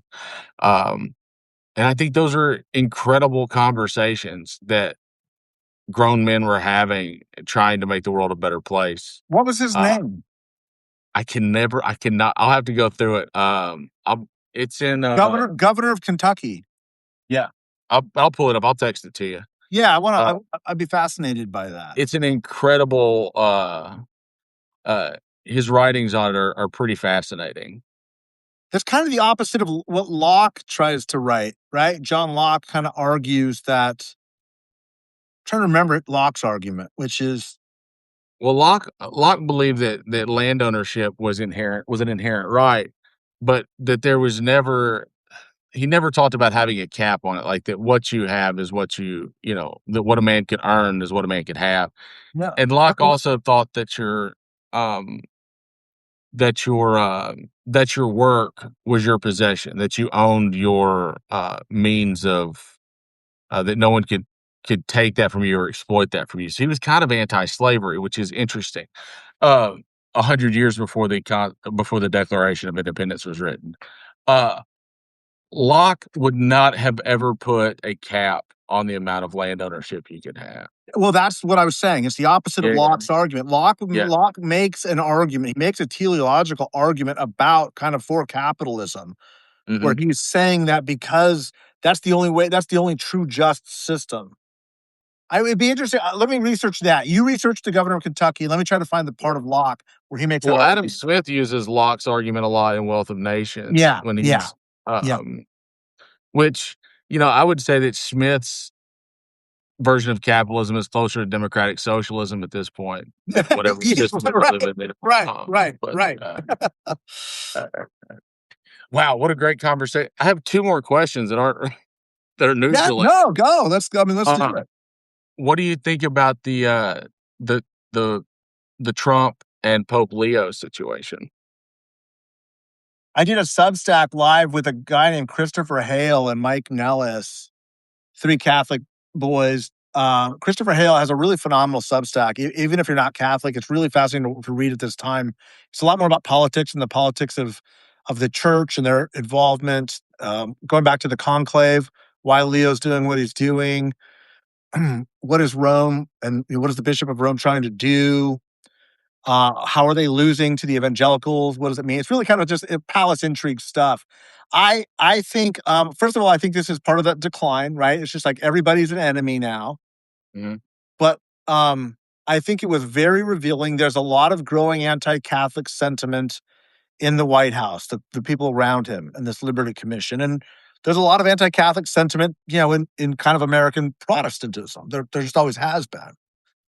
Um, it was most manifest in the Kennedy election, right? But now we find ourselves in this very unique spot where JD Vance is Catholic ish and Marco Rubio is Catholic. And there's always been this question, which, as a young altar boy, I was an altar boy, was raised Catholic, is I was always made aware. Again, I lived in Southern California. It's largely Mexican American, where it's like there are parts of this country that do not like us because of what we believe. Like they don't believe, they're very they think that we're not Christian, and they think that, we've got a lot of these beliefs. Just be aware of it. And I think that as evangelical Christianity starts to implode, and I think that's what it is. I think that, like anything that starts to turn in on itself, it gets more intense in that process. So you'll notice, like when Trump tweeted this screed against Leo, if you were following it as close as I was, you saw a lot of evangelicals kind of rawing him, like, this is great. Then he posted that image of him as Jesus. And that was different. Like, wait a second, this is clear blasphemy, right? And then he ultimately takes it down. But notice he only took down the image. He left the anti-Leo stuff up there. And this was just a few days after there was this reported discussion between our foreign service officers, our diplomacy corps with those from the Holy See, from the Vatican, who said, the Vatican, this dropping of the Avignon Pope, which is, if people don't know the history of the Avignon Pope, is the French were basically pissed off because the Vatican, the Catholic Church, the Pope was not bending to their will. So they set up they created their own Pope, which to drop that is basically a sign saying, we feel like we've got enough religious Catholic supporters to defy you. Sure.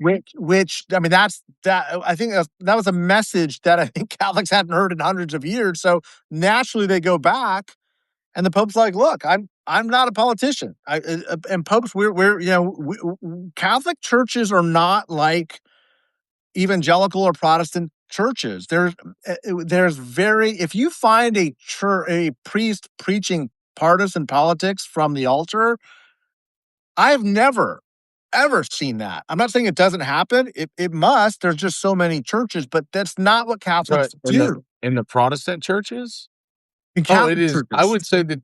Oh, I don't know about. But I would say that in like in your mega churches, your evangelical churches, Oh, I would say that it is mostly political at no, this point. I'm talking about I don't know anything about mega churches. I've never been to one. I'm Catholic. The Catholic Church does not do that. Yeah. You don't hear priests talking about Republicans and Democrats and this is right and that is wrong. They will say they support the sanctity of life from their perspective. They're pro-life. They will also say we protect the immigrants. There's no people are not illegal. We look out for the poor. We feed the poor. That is the priority of what you do. You look out for the least among us. Those are two issues that fly directly in the face of the orthodoxy of both parties. And to understand Catholicism, you have to understand if you're looking at it through a partisan lens, you don't understand the faith. You can clearly, like with mega churches, be like, this is a Republican church, like there's a Republican Jesus. Yeah. That's a Protestant thing. That's not a Catholic thing. And so Catholic the theology of the Catholic Church cannot be put into red or blue narratives. It can't. It doesn't fit. It's not trying to. It was there thousands of years before the United States. We would argue it'll be here thousands of years after. But it's a perspective and understanding of God and morality and virtue that transcends human politics. That's what we believe. So when Trump attacks it, he's not necessarily attacking. I don't know what the hell he's attacking, but the way Catholics I think perceive this, and even kind of Easter Catholics or bad Catholics, which I consider myself a bad Catholic, you're attacking like an ethnicity. You're not attacking the theology. You're Sure. attacking people by saying you're wrong. There's things that I disagree with the Pope on. There's things I disagree with the church on. But it's a part of the way that I view the world. And when that attack came, I think that it was very, very damaging. And I think first of all, he's the only popular person in the world right now. Like he's the only guy who's got approval ratings that are up in the high 70s. Because a lot of non-Catholics don't see the Pope as necessarily just a religious figure. They just see him as a guy who's going to say things like, "You shouldn't be bombing people. You shouldn't be starving kids. Like, you should be helping the less fortunate." Like, that's kind of what the Pope is, I think, to a lot of non-Catholics. They're gonna disagree with him on all sorts of political issues, and that's fine. He's not trying to convince anybody. But what he's saying is that would Jesus be bombing the Iranians? Would he be starving kids in Gaza? Would he be breaking up families and putting them in ICE detention centers? No, to none of that. Like, that's not even within the realm of Catholic thought, but you see a lot of evangelicals the fact that he would say the Pope is weak on crime, like, what the hell does that even mean, right? Or Right. The Pope wants them to have a nuclear weapon. It's like, it's so far removed from reality that there's no question it was damaging. There's no question how much we can debate and discuss, but I do feel like for the first time in my country, feel like I've been attacked as like as a Latino for sure. I've felt for a whole lot of I've never felt up until the last month or so that my Catholicity was attacked. Am I surprised? No. Am I surprised that he's coming out at this directly? I am. I am. Because that's not a fight he can win politically. I also find it very strange that Pete Hegseth is so anti-Catholic, Yeah. but he has a Jerusalem cross. He talks about the Right. Crusades and has Deus Vault on his arm. Like you are, that's all Catholic imagery, It's my all guy. Catholic symbology. It's all crusades. It's like, what the hell are you doing? Yeah, I'm glad you said that because I was thinking that. I was just like, do I say something? I'm like, that's just too esoteric. But thank you for saying that. That's a great observation. The first thing he said that was anti, I thought, man, you have Catholic symbol all over you. Like you're very pro crusade. I love that the Knights Templar made a statement against him. That had to hurt him. God, I hope that hurt him so bad. Yeah. Uh, so I, I do think that, at least from my perspective, the Pope is viewed more of as especially with Francis and now with Leo. I think that those two guys have certainly set themselves apart as making some apologies for some of the past sins, and trying to kind of reinstate the papacy as kind of a moral grounding, in the world as something that should balance political figures, that should be um kind of that yin and yang situation where they can make a statement and you have to either agree or disagree as a politician or as a leader of a nation, but that is kind of the barometer. And we will all agree with everything that the Pope says. I mean, they I think Francis said that any person's welcome to church. They just don't recognize same-sex marriage as being in the church. And the Catholics that I know that are LGBT aren't super offended by it for some reason. It seems to not be the thing. I mean, they feel welcome in church and they have no problem. Like no one is, they Right. just can't be married. Um, and so there are some some things that I think are going to be, but you should disagree. You should argue and wrestle with things.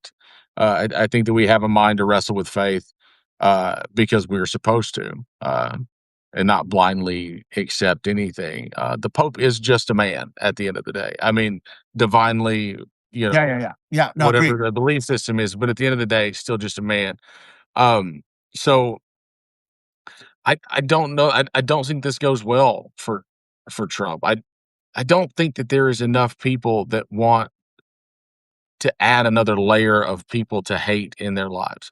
The fatigue of being that against people has got to be weighing very heavily. That's such a good way to put it. I think that's what it was. It's kind of like you're coming after the Pope. Like, you don't have to be Catholic, or you can even be kind of anti-Catholic or think whatever you think, but it's like he's not a bad guy. I don't have to Yeah, believe what he's saying, but he's not saying, I mean, he's saying peace. He's saying, let's be kind to one another. It's like and again, I mean, look, there's always going to be controversy with the popes and the papacy. The truth of the matter is, I look, my pope, the pope I really loved was John Paul. And John Paul, when people are, oh, John Paul was so conservative. The theological difference between Pope Francis and John Paul is probably less than one half of 1%. sure. And the same with Benedict, who was like this, what's different is their tone and their approach and what they focus on. But by the time you become pope, like you're not radically, dramatically changing the church. Like the church is never going to be a pro-choice organization. It's not. That is Sure. so foundationally against Catholic belief. It's not going to ever allow for the sacrament of men to marry men. It's not. If you believe that that's anti gay, then that's fine. Okay, believe that. That's not ever going to change. But when the Pope says, who am I to judge? That's exactly what the church says and has always said. We're not like the evangelicals. We're not like Protestant denominations. Let me give you an example. When I went to Georgetown, I met an openly gay priest, which I was stunned by. I was like, well, what does that mean? He's like, well, I'm a gay man, but I've also taken a vow of celibacy. The only sin, the only sin is if you were to have sex outside of the sacrament of marriage. That's the sin. That understanding that is understanding a big step in understanding the Catholic faith. Now, some will say, well, that's kind of peculiar and weird. Like the Catholics still believe that sex outside of marriage is a sin. Yeah, we do. We do believe some Sure. quirky. The church believes some quirky little things. Again, a lot I don't necessarily agree with, and that's fine. But I understand the theology behind it, and I also understand that the chances of that changing are extraordinarily remote because the last major change in the Catholic Church was Vatican II, which happened, in the 50s and the 60s, where what happened was, I don't mean to talk too much about Catholic stuff, but No. the Catholic Church in Vatican II, prior to Vatican II, the word Catholic, by the way, is Latin for universal. It was the first church that you could join. Prior to the Catholic Church, you were either conquered and you were convinced by sword or by belief that the gods that conquered your gods were better gods, so you became a convert, or like the Jewish people, you had to be born through the lineage of your mother into the faith. That was what religion was through all of written history up until the Catholic faith. And then the Catholics are like, you can believe this and be one of us. And Catholic, the name Catholic in Latin is universal. It was the first universal church. And I say that because every Sunday, the structure of Catholic masses are very structured. If you haven't, you're probably like, well, go to a Catholic wedding. And people are like, what is going on? Like, it's just everything is ritualized, everything is structured, everything is there's a tempo to all of it. But they were all held in Latin around the world. And say what you will about it, I believe there's something really beautiful about 1.4 billion people going into church together, hearing the exact same words, the exact same time, and worshiping the exact same God. That's why all of the masses were held in Latin around the world, everywhere. The United States, the Philippines, all throughout Europe, Latin America. The problem was nobody speaks Latin. No, by the way, everyone's saying the same thing, but no one knew what it was. So that was the major change, is moving away from the Latin Mass and speaking directly to the congregants. That was the last major, major theological change in the Catholic Church. Like, it wasn't a big pronouncement on gay marriage or abortion rights. That's a very American way of understanding kind of this universal religion. So sorry about that detour there. No. I think that's I mean, we are talking about the Pope, so it's good to get the full Yeah. scope of it. Yeah. Uh I I think that this is, we talk about this being the Berlin moment for the Trump administration, where they kind of I think this is just another example of tightening that circle.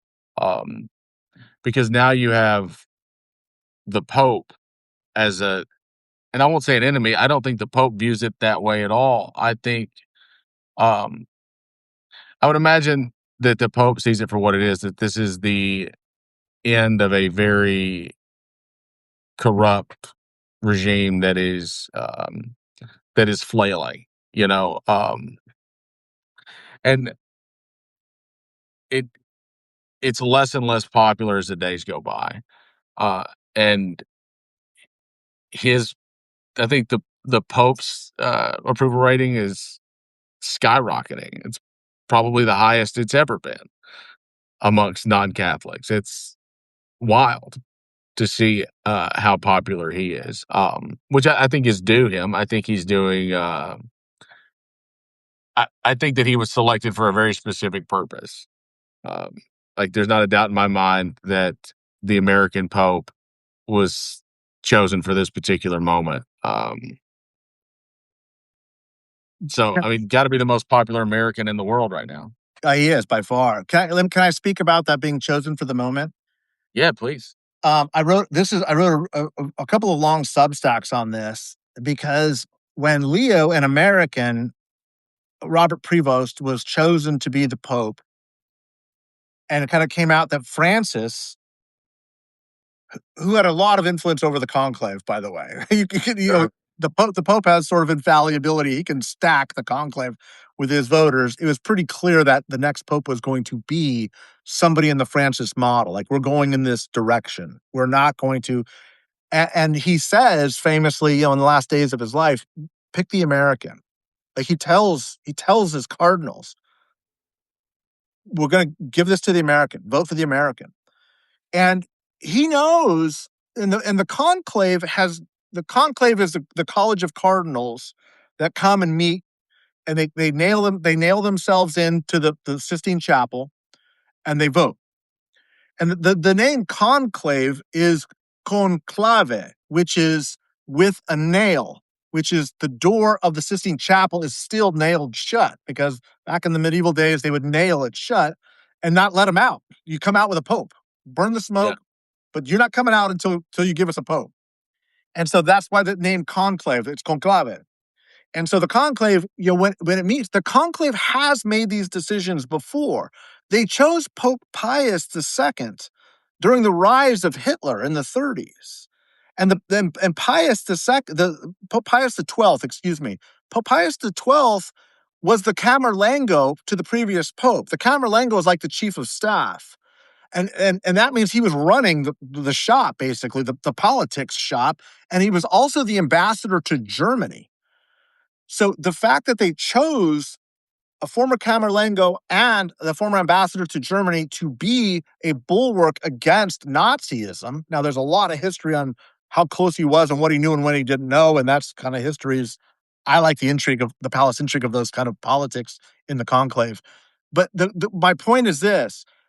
The conclave has picked popes for what they see as the biggest threats to civilization before. And the fact that they picked an American of the Francis model who was not going to be afraid to speak up against what they saw in America, because if it wasn't an American, he wouldn't be having the same traction as he would otherwise. Yeah. If this were like an African pope or an Italian pope, the attacks on him, I'm sure, from J.D. Vance and Marco Rubio and certainly Trump would probably be more egregious. And I hate to say this, you would probably see more religious Christians, Catholic and non-Catholic, backing Trump against the Pope. The fact that he's an American was a brilliant political move, and I'm convinced it was political. The conclave has done this before. And so, yeah, to your point, I think that's why J.D. Vance, and I think he's spoken out a couple times saying the Pope should basically kind of stay out of our business. Bad move for poor J.D. Bad week for J.D. Vance. Boy, we got to do an episode on that. Marco Rubio hasn't said a thing. As the Secretary of State, as our chief diplomat, right? There's a reason. And I don't think Marco's gonna. But I think Trump is overplaying his hand. I think the church and the conclave made a political decision, a political bet. I think it's been a very good one. And they have done this historically. When they see a dark shadow descending on the planet, the church has never been afraid to step in and say, we're going to put a unique voice at this time with certainty to define the difference between who we are and what morality and virtue is as we see it, and what we see happening in the realm of men and politics, to allow the people, the faithful specifically, to see that contrast. I think I'm very interested to see. I mean, Vance is a new Catholic, right? He's a converted Catholic. Uh, The converts are they're always a challenge for us. um, to to to think that I mean, you're new to the club and you're already talking to the president of the club that way. That's crazy. Yeah, Uh, let me add a little it, bit to that before you go on, because this gets so it, much better. it, So you have to understand, like, Robert Prevost was the head of the Augustinian order, which I know people, the one that people most, there's the Jesuit order, there's the Franciscan order. The Augustinians follow the doctoral teachings of St. Augustine, who, by the way, from Hippo, from Africa, from North Africa, where the Pope is now. mm, But what that means is he is the ultimate authority and understanding of Augustinian thinking. JD Vance has challenged him on what Augustine meant when he was saying you first love yourself and then your family and then your country and then others. And the Pope had to step in and say that is absolutely not what St. Augustine was saying. And so now he's not just the head of the Augustinian order, he's now the Pope of the entire church. So I'm sorry, that's a little bit nerdiness and a little bit of niche, but to show you where a lot of these theological arguments that sometimes a lot of converts will get into the Catholic Church for, this is a perfect example of him just punching way out of his weight class. He's way outclassed here on theological grounds. But sorry, I just want to throw that in there. No, I think that's incredible. I think that does highlight something about the ego of these men. Like sometimes I used to think that at least they were probably pretty smart. Like we probably had some brilliant people. Like they may be flawed, they may be bad people, but at least they were very smart. Right. And the more JD Vance talks, the more I realize that that's just not the case. No. I read his book, Mike, and it is not the I haven't read the Catholic book yet, but his Hillbilly. Hillbilly Elegy is the worst thing. How on earth that thing ever got off the ground is beyond me. I I'm interested to see where this goes. I can't imagine that this goes well for Trump or Vance or anybody. I would imagine Marco Rubio is not saying anything because he's a cradle Catholic. Yeah, exactly. He's not going to say anything about the Pope. No. Cradle Catholics are very different. I mean, God bless the converts, but a lot of them are becoming Catholics. There was a great meme I saw. It was like these convert Catholics come in because they want to have these theological debates, and they're looking for Gothic churches, and so they want the Opus Dei. They want the paternally focused, top down, these memes of like crusaders with swords. The reality is Catholic Charities is like, no, we go and we feed hungry people. We go and we take care of AIDS-stricken people in Africa. Like that was the medieval times. You missed that era. Yeah. Like those days are gone. Now we're just trying to help the least among us. Like that's what the church is 99% focused on. So it is. You can always tell the converts, and I like I said, you need everybody, I guess, but that's not a cradle Catholic's not going to do that. I think it's interesting to want to get into a theological debate with The Pope. anyone, especially the Pope. But I think anyone that has devoted their entire life to an ideology, right? Yeah. Even if I disagree with it, I'm going to assume that you have thought of every angle of you have twisted that thing and torn it apart like you understand it better than anyone else. Um, if I don't understand it that well, there's no reason for me to have a conversation. Like, there's no reason for me to disagree with you. I can just say like, I don't agree. Like, you may be wrong, right, whatever. But like, but to say that they're wrong in a way and use their own doctrine against them seems crazy. Like fundamentally out of his mind. It's kind of funny. I mean, it's kind of fun to watch, but yes, it is. It's fundamentally out of his mind. Yeah. The last thing that I have is where do you think we are with with Iran? How do you think that shakes? I'm going to ask you that because you probably know it better. What do you think? Where do you think we're at? Well, China's taking boats through the strait, right? We saw that today. And I telling saw you you wrote a piece on China, and I was so fascinated by the fact that you reached out. And that was that text when you sent me that in the middle of all the maelstrom of things going on. That was what gave me shuddered. Like when I'm so grateful that you sent me that text and said, "Hey, are you watching what she is doing in Taiwan?" And I wrote a piece on it too. Different, obviously. I linked and decided to follow Robert on this. Talk a little bit about China too. sure. So for start, China and Taiwan, they will occasionally have these things. They'll get together to discuss the future of their relationship or whatever. But I think the timing on the current discussion tells us a lot about what China's plans are. I think that China at this point in they are willing to take. Um, let me back up. Typically, China, you would say that China wants full military control of Taiwan, and they want reunification, like complete reunification. Uh, they'll never like they won't get that. It's a 30-year plan to get that at best.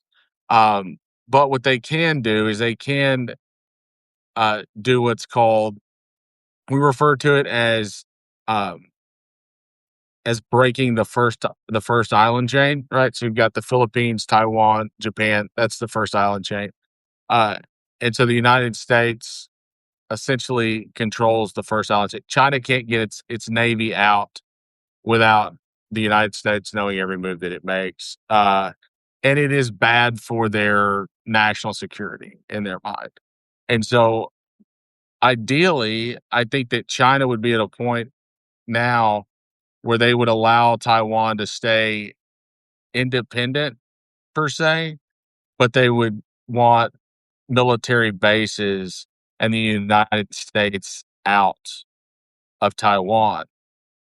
And, under the circumstances, I think it would be in Taiwan's best interest to have a conversation about it. And so I think what's going to happen is with the US really losing credibility, and if I were Taiwan, I would be looking really, really closely at the situation in Cuba, and that the United States would probably trade Taiwan to China um, fully, uh, so that they could get Cuba from Russia. Like there's not enough. The United States is not set up to fight this many wars, and they're not going to go to war with China right now. China knows that. China knows that. So now would be the time to go to Taiwan and say, "Hey, this is what we want. We'll let you keep your independence, but these are the things that we would uh, require. We want the U.S. out, and then we want bases in Taiwan. That'll break the island chain." Uh, and I think that'll happen. And you see it now with. I think China is going to end up sending weapons to Iran. I don't think rumors like that get started out of nowhere. They've denied it. They said, "No, that's not what we're doing," but that's probably what they're going to do. Um, they just drove a tanker out of the Strait of Hormuz past the U.S. Navy and said, "Don't mess with that. Like, don't interfere." And then we didn't. So It's not now all that of a sudden, not that Trump China. wants to go back. It's not that China's ascending as much as we're descending. Absolutely. China's not interested in having military power necessarily. They are working on economic dominance in the region. Uh, the investment in Belt and Road, the BRICS alliance, what they're working on with Argentina and Brazil, they are single handedly Swallowing us. and restoring the Argentinian uh, economy. I know a lot of people hate Kissinger. If you have not read this book, this is probably the best book on China. Is it backwards? Henry No, that's Kissinger. right. Yeah. It's his last book. Henry Kissinger on China. It's unbelievable to understand everything that's happening right now. Yeah, the way the Chinese mindset is they don't want a military conflict. They're not going to need one. They don't need one.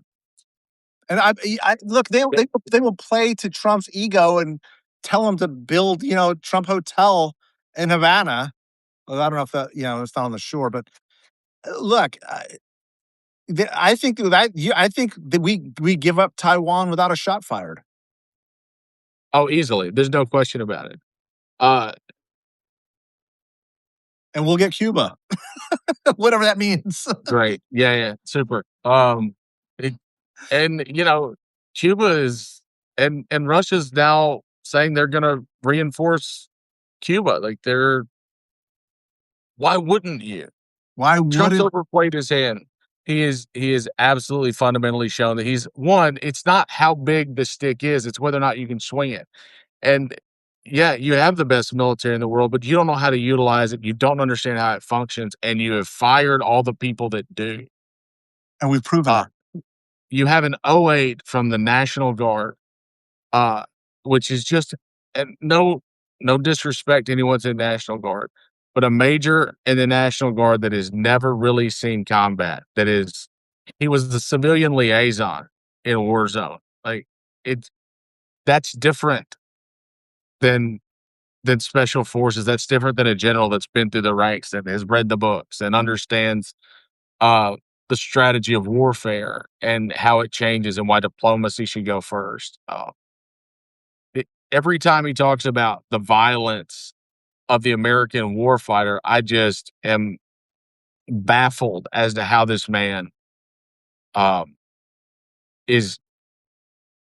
I know why he's there. He's a sycophant, but it's just how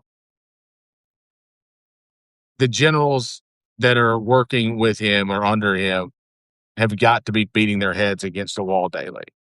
The ones that haven't been fired yet.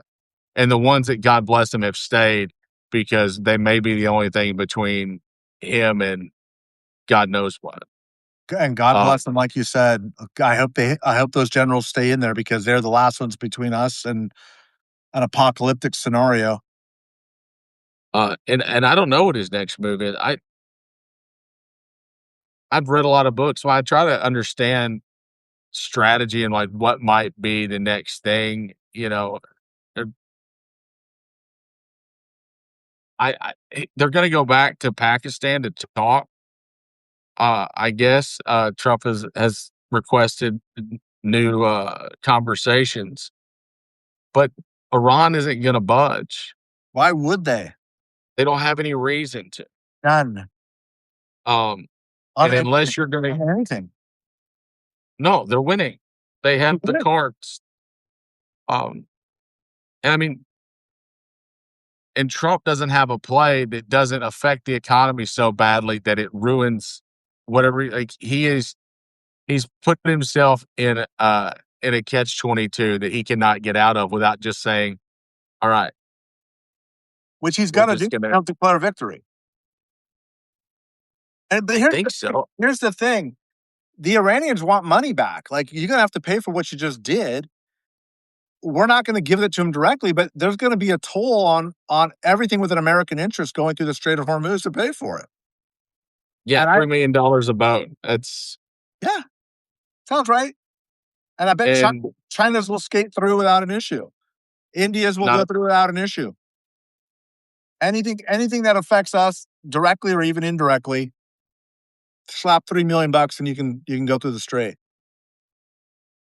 I would imagine that Europe and the United States, any NATO country, unless they work out a deal. I know that France, Japan are all working directly with Iran uh, on getting natural gas and oil tankers through. So I mean, the idea that our quote unquote allies are having unilateral conversations with a country we are in active war with is a staggering realization. And I don't know that people understand what that means. Explain what it means. Say what it means. If you have an ally that is willing to have unilateral discussions about economic trade with a country you're in active war or conflict with, that means that they have zero faith in they have zero faith in you as an ally, right? One, they don't think that you'll back them up, and two, they don't believe that you any longer have any diplomatic strength. And so, what that will mean is that as soon as Iran says, we're not going to use the petrodollar deal, everything coming out of the Straits is going to be paid for in yuan or euros or anything. They'll decentralize the dollar, and they can do it on a whim. And everyone, Japan included, that is buying anything or is taking 25-30% of the stuff coming of oil is coming out of the Strait. If you take that minus what is already not traded in US dollars, that's 40% of the market that'll no longer be traded in the US dollar. That is a crippling of of the dollar is a petrodollar. 40%. That's unbelievable. And that would probably take your global reserve holdings from I think we're like 56% right now in global holdings of the dollar. That would tank. That would be sub 50. And if you'll notice, gold is climbing again, which tells me that um, they are hedging against the dollar at the moment because it's so unstable. It's so anytime that you have active allies, and now with Hungary, with Orban out of Hungary, it strengthens NATO a little bit. That will probably reunify the EU and kind of give them um, a little more starch to stand up and kind of make some moves and start working with.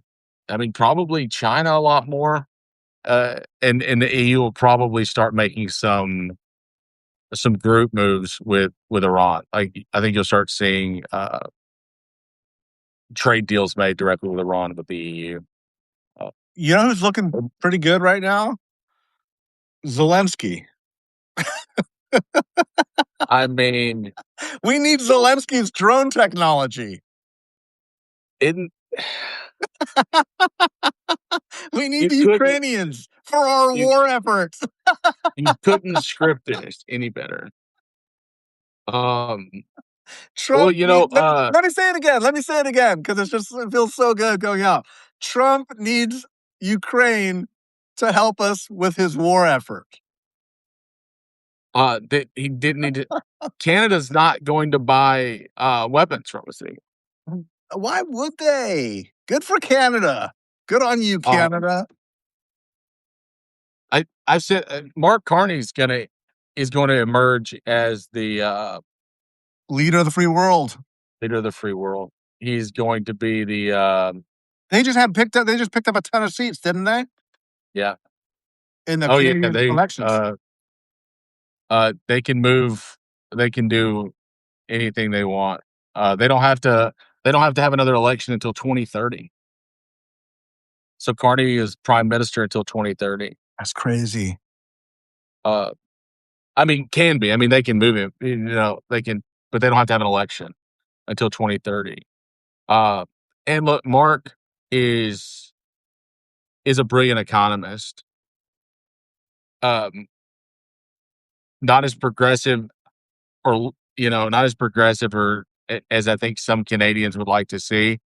But if there were a person you wanted at the at the wheel during this sort of like economic turmoil, there's not a better person that exists. Uh, I'll die on that hill. Uh, Timing is everything, right, man? The right time. so, uh, so for all of the belly aching and the nonsense that the Republican Party and the MAGA group has put us through about how Donald Trump is the greatest president that's ever been, so far we have lost our place in the world, credibility shot, dollars in the toilet. We're probably going to lose the petrodollar in the next 2 years, if not sooner. Um, and we've got a 25-year plan. Hopefully, that soon on coming back if we elect the right people. So, you know, sunshine and roses in the United States today, Mike. I've At been wrong least before. no. I mean, everything you just said, what you predicted, probably. You probably could have said this is all going to happen a year ago, and you'd have been right. Uh, you know, there is something hopeful about the leadership around the world emerging. By the way, we're going deep into the night here, especially with where you're at. But the fact that we're finding out that the government of Hungary under Orban was financing CPAC, I don't think people realize how significant this is. The Russians were moving money through Hungary, and that money was moving into CPAC. That I guarantee you, that's what we're finding out. That's the same thing they did through the NRA. When historians look back and the technology exists to look at what happened with the corruption of the Republican Party and the near collapse of the American empire as a result, what they're going to find is that the Russians were moving money through all of these conservative organizations in ways that were not reportable. And I hate to bring this back to the dark money and Citizens United. If you think that's the problem with America, with money in our system, that is like one small percentage of the tip of the iceberg. The real problem is with nonprofit organizations. That's how you move money. It's not through a political action committee. It's not through a 527. It's you can move many, many, many, many millions of dollars and compromise or buy off entire apparatus of a party, which is what they did. They did it with the NRA, with Wayne LaPierre, completely corrupted it. That's where you saw all of these senators get completely owned, including the Grassleys and the Rubios and all of those folks. We're finding the same thing happen with Orban moving Putin's dirty money into CPAC. And I guarantee you, money was moving to all sorts of operatives and politicians and lobbyists as a result.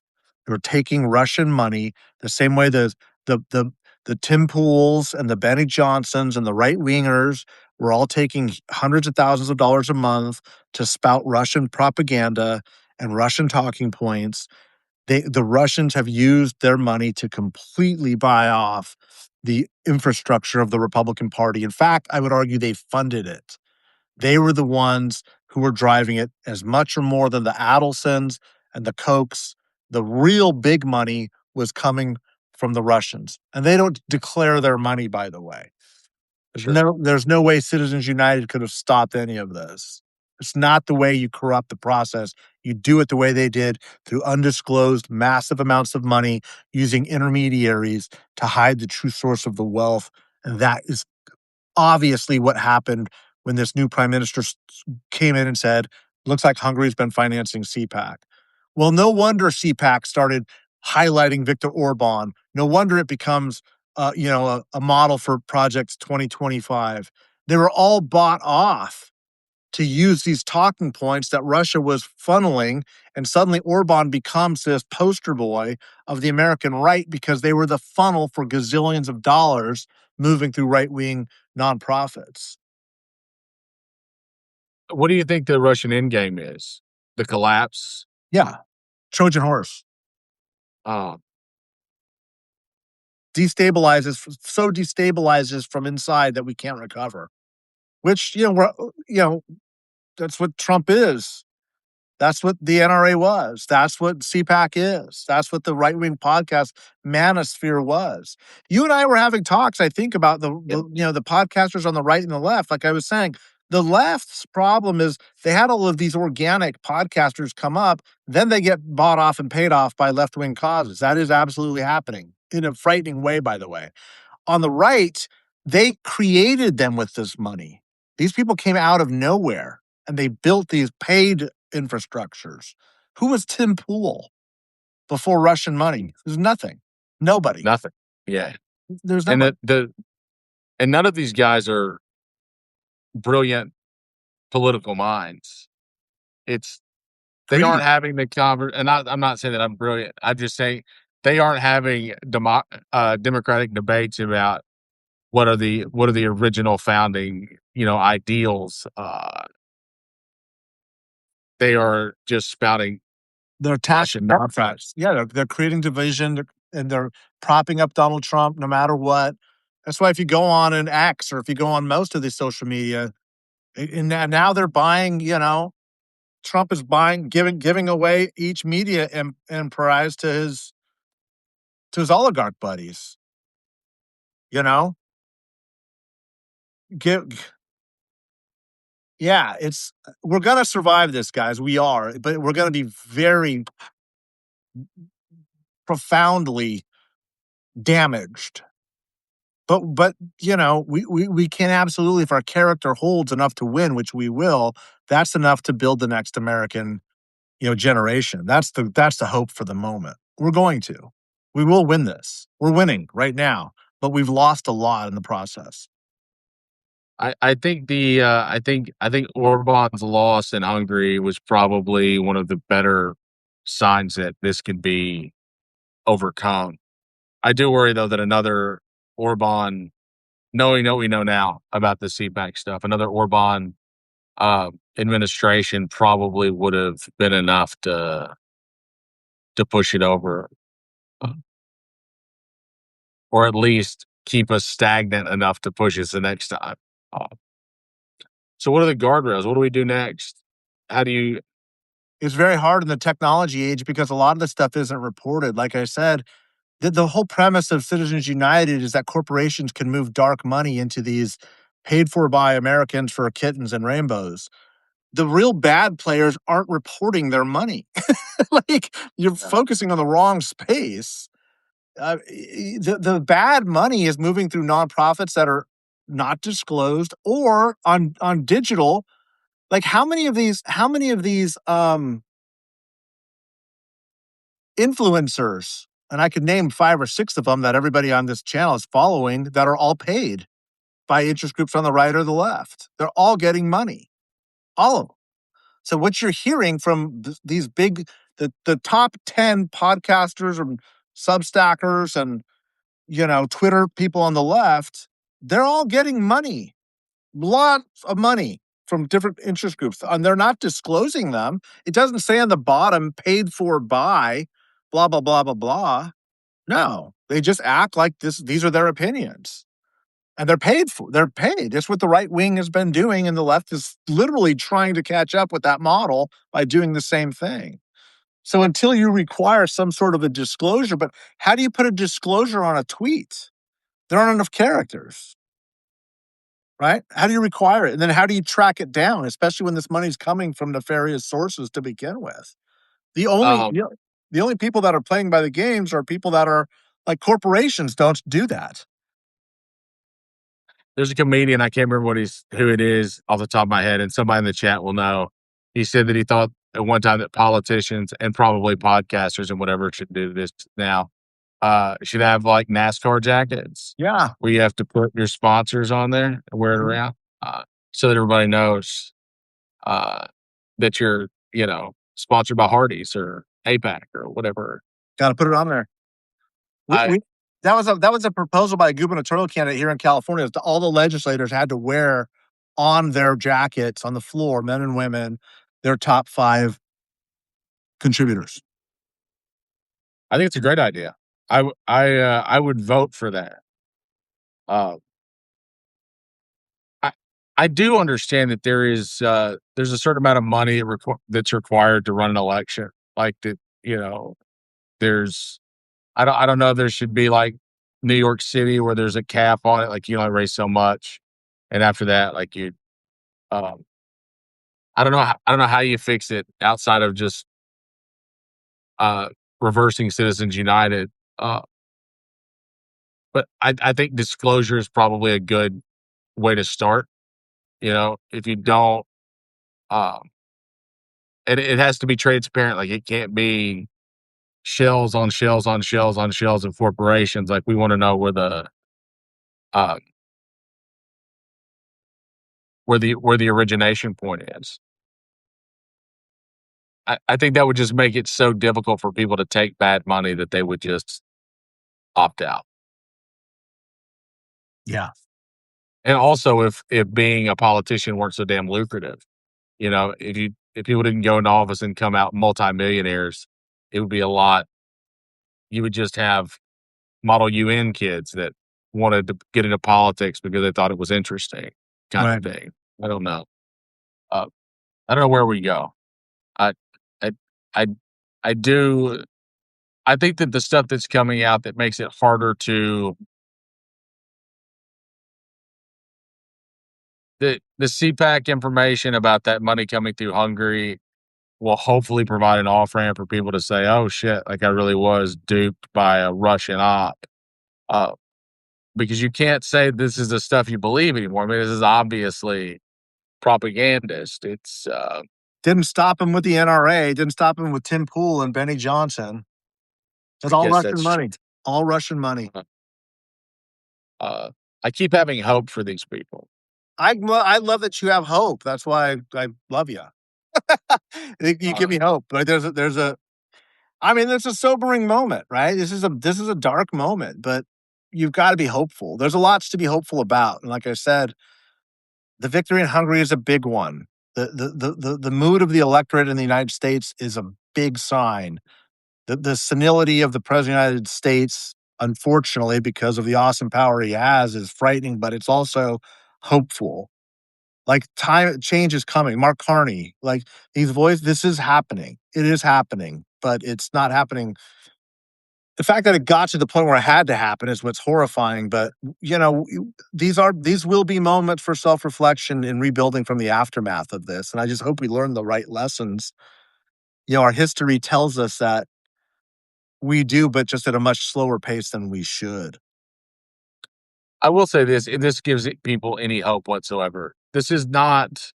We are not in a situation where we have to live through another 2.5 years of this.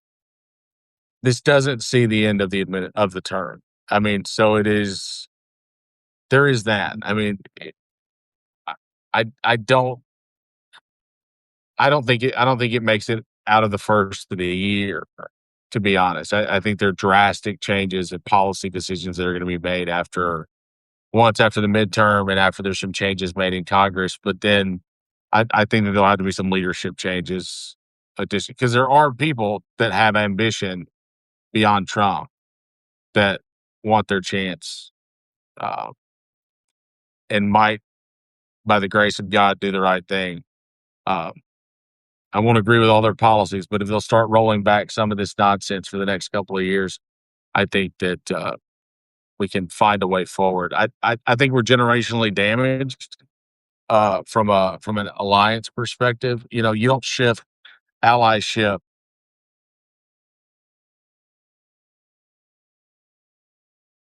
I think I think he flirted with the idea of leaving NATO to see what the response would be from our allies there, and when they didn't flinch, I think he realized that he's cooked. Um, We they stand didn't bat an alone. eye. Yeah, We stand it is alone. us in Israel, Us and Israel. and uh, I was listening to. Do you watch much like uh, like foreign politics live, like where you watch the houses and like Parliament, like Italian Parliament and stuff? You ever do Oh that? man, you're deep, Uh, Robert. You are deep into this. they were talking about how you have to view the United States and Israel as one unit now, like they're not Yeah, it's separate, one and the same. It's one and the same.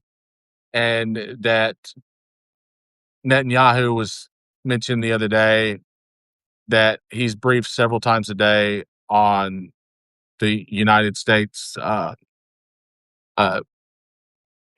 national security, like everything that's going on. He's in the situation room whenever there's any sort of uh, conflict it is we have blended we are not running the ship at the moment.